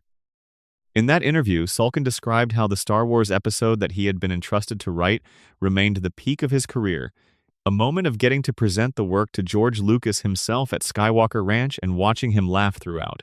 Appel talked about how the show's DNA, the cutaways, the TV gags, the specific tonal qualities that make an episode feel like Family Guy, were things that the current writing staff understood they were stewards of rather than inventors of. MacFarlane himself, when asked whether the show had changed over 400 episodes, talked about story coming first, about how the cutaways and the structural features of the show were built on top of a commitment to genuine stories. He made an argument that the show, at its best, had always prioritized character and narrative over the external features that people associated most immediately with its style. This is a defensible reading of the early seasons. It is a more difficult reading to sustain when applied to the seasons most criticized for their heavy reliance on cutaways at the expense of story. There was also an interesting moment in the interview where Sulkin discussed the complications of working under Disney's ownership after the Fox acquisition, noting that navigating parody protections when the content concerned Marvel characters or other Disney properties had become more legally complex, not because the law had changed, but because Disney as a rights holder operated differently than smaller studios. He described cases where he had made arguments he knew were legally winning arguments about parody protection, only to be told that a particular Marvel property did not want to be depicted in a certain way.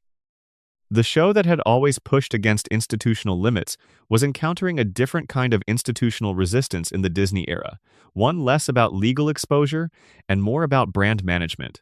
The show's relationship with its own controversy history has also evolved in interesting ways. Family Guy in its later seasons is a show that is deeply aware of its own past, perhaps excessively so.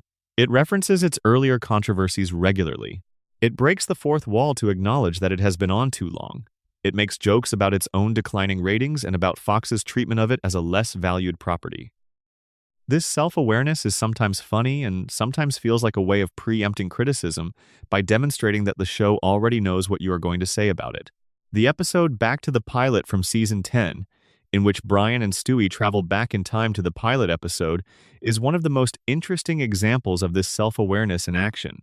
The episode allows both characters to observe the original Griffin family as they appeared in 1999, with the original animation style and original character voices, including the original Meg voiced by Lacey Chabert.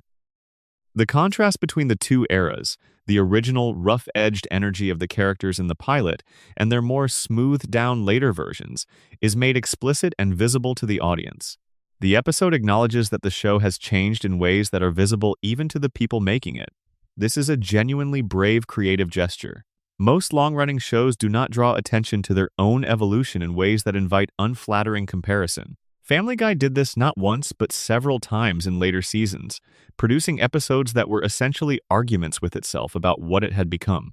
The Emmy-winning episode from Season 16 had Peter explicitly wondering why the show keeps winning Emmys, a self-deprecating joke about the gap between the show's critical reception and its perceived quality among its own audience. Whether this self-awareness is redemptive or merely decorative is an interesting question. A show can be aware of its own problems without doing anything about them. The acknowledgement that things have changed is not the same as the effort to change them back. Family Guy has demonstrated both the capacity for genuine self-reflection and the tendency to let that reflection resolve into a joke without producing any actual course correction. The self-awareness is real. Its effects on the show's trajectory have been limited, but there is also something genuinely meaningful in the show's persistence through all of it. Family Guy has survived cancellations, boycotts, lawsuits, writer strikes, ratings collapses, creative deterioration, the departure of its creator from active involvement, The public expression of that creator's desire to be on any other network, and the fundamental transformation of the media landscape that once made it possible for a Sunday night animated comedy to pull 22 million viewers in a single night. It has survived all of that and is still making episodes. Whether that persistence represents creative resilience or institutional inertia is a question that does not have a single answer. Both things are true. The show's survival is a testament to how deeply it burrowed into American popular culture during its peak years, and it is also a product of the financial structures of the modern entertainment industry that keep profitable brands alive regardless of whether anyone is still making them with passion. The controversy history of Family Guy is ultimately inseparable from the love people have for it. The outrage is the other face of the attachment. You do not generate genuine national debates and petitions and news coverage because you are making a mediocre show that nobody cares about. You generate that response because you have made something that people have an emotional investment in, something that they want to be better than it sometimes is, something that they are angry at precisely because they remember how good it was when it was good. That is what all the controversy has always been, at its core. Not just moral outrage, though sometimes it was that. Not just marketing strategy, though sometimes it was that too. It has been the ongoing conversation of a culture with a show it could not look away from, arguing with itself about what the show was and what it meant, and whether what it was doing was defensible or whether it had gone too far. What Family Guy got right at its best was something that is genuinely difficult to achieve in primetime animation. It found a way to make a show that felt personal to a specific creative sensibility while also having broad enough appeal to hold a mainstream audience. The early Griffin family was drawn with enough specificity to feel real in ways that most animated families did not. Peter's love of cheap beer and trashy television, and his fundamental decency underneath the stupidity. Lois's competence and patience, and the specific quality of a woman who had married someone she knew was not her intellectual equal because she found him genuinely lovable. Brian's failed writer longing, and his intelligence deployed in the service of very little actual achievement. Stewie's impossible grandeur packed into a toddler's body. These characters had specificity. They felt like people you could imagine existing rather than animated representations of comedic functions. The loss of that specificity over the course of the show's run was the real loss, the thing that all the individual controversies were pointing toward without always naming directly. When Stewie became a general-purpose, emotionally complicated character, rather than a specifically evil genius baby, he lost what made him him. When Brian became a vehicle for pomposity jokes rather than a specific kind of failed romantic intellectual, he lost his particular flavor. When Peter became a vehicle for extreme comedy rather than a specific kind of lovable, destructive dummy, he lost the warmth that had made his mistakes funny rather than simply painful. This is the deepest controversy in the show's history. Not that it did offensive things, but that in doing those things it lost the original warmth and specificity that had made it worth being offended by. A show with real heart that occasionally goes too far is uncomfortable but forgivable. A show that has replaced its heart with shock value is something more troubling, because the discomfort it generates does not lead anywhere, does not say anything, does not resolve into any kind of understanding about the human beings it is depicting. Family Guy still produces episodes that recapture something of its original quality. The writing staff still contains people who understand what the show was, and are capable of producing what it was at its best. The voice cast is still performing at a high level. The bones of the thing, the format, the world, the characters in their original conception are still there. They have not been entirely dismantled even by the decisions that have damaged them. The conversation is not over. Family Guy is still going. The controversies, smaller and more routine now but still present, will keep coming. The show will keep making things that some people love and some people hate and some people find genuinely troubling. That has been the deal since the 31st of January 1999, and there is no reason to expect it to change before the show's 30th anniversary in 2029. And that, in the end, might be the most honest thing you can say about Family Guy. It is a show that has done real harm and produced genuine brilliance, often in the same season, sometimes in the same episode. A show that the person who created it has described as torturing him when he thinks about its legacy, and also as something he is not going to stop making because the economics still work and people still seem to enjoy it. A show that generated the most passionate fan petition in the history of entertainment television when it killed off a cartoon dog for 2 episodes as a rating stunt, and that responded to that passion with a tweet that said, "You didn't really think we'd kill off Brian, did you?" There is something almost beautiful in the contradiction, something that feels true, not just about this show, but about the whole messy, uncomfortable enterprise of making comedy in a culture that is perpetually in the process of deciding what it believes about itself. Family Guy, for all its flaws and all its failures and all its genuine achievements, has been in that conversation for 30 years. You may not always have liked what it said, but you could rarely look away. If you made it to the end of this, thank you genuinely for spending this time here. It means a lot. If you have not subscribed yet, please do. Leave a comment letting me know which controversy you found most interesting or which one you had never heard of before. And wherever you are in the world, whatever time it is where you are, I hope this gave you something good to drift off to tonight. Take care of yourselves. And before I go, let me say one more thing about Family Guy that I think gets lost in all the controversy coverage, including this one. The show made people laugh. For 25 years and counting, across generations of viewers, in living rooms and dorm rooms and on phones during commutes and late nights when the world felt heavy and you needed something to break it up, Family Guy made people laugh. Not always in ways that were clean or comfortable or above criticism, but genuinely, helplessly in the way that only the best comedy can reach you. The laughs in Season 1 when Stewie would calmly describe his plans for world domination, while Lois handed him a bottle and called him her little angel. The laughs when Peter and Brian would drive somewhere in the Prius and have exactly the kind of conversation that could only happen between a man who does not know what he does not know and a dog who knows everything about books, but nothing about living. The laughs from the early Road 2 episodes when Brian and Stewie were dumped in some impossible situation and had to navigate it with the specific chemistry of two characters who genuinely enjoyed each other's company. Those laughs were real. The people who made the show in those years were doing something that was genuinely hard to do, and they did it well. The controversies that followed, the genuine missteps and the lazy moments, and the content that went too far in ways that caused real discomfort and occasionally real harm, exist alongside those early laughs without canceling them. Both things are part of the record. Both things are true. That is the complicated legacy of Family Guy. A show that was brilliant, that was careless, that was sometimes cruel, that was occasionally transcendent, that ran long past what its creator thought was its natural lifespan, that kept finding audiences even as it kept losing them, and that will almost certainly still be producing new episodes when its 30th anniversary rolls around in 2029.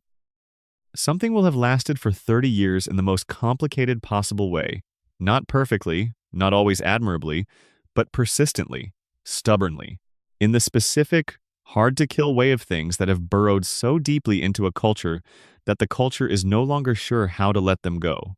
Family Guy is that thing, for better and for worse. For all of it. If you made it to the end of this, thank you genuinely for spending this time here. It means a lot.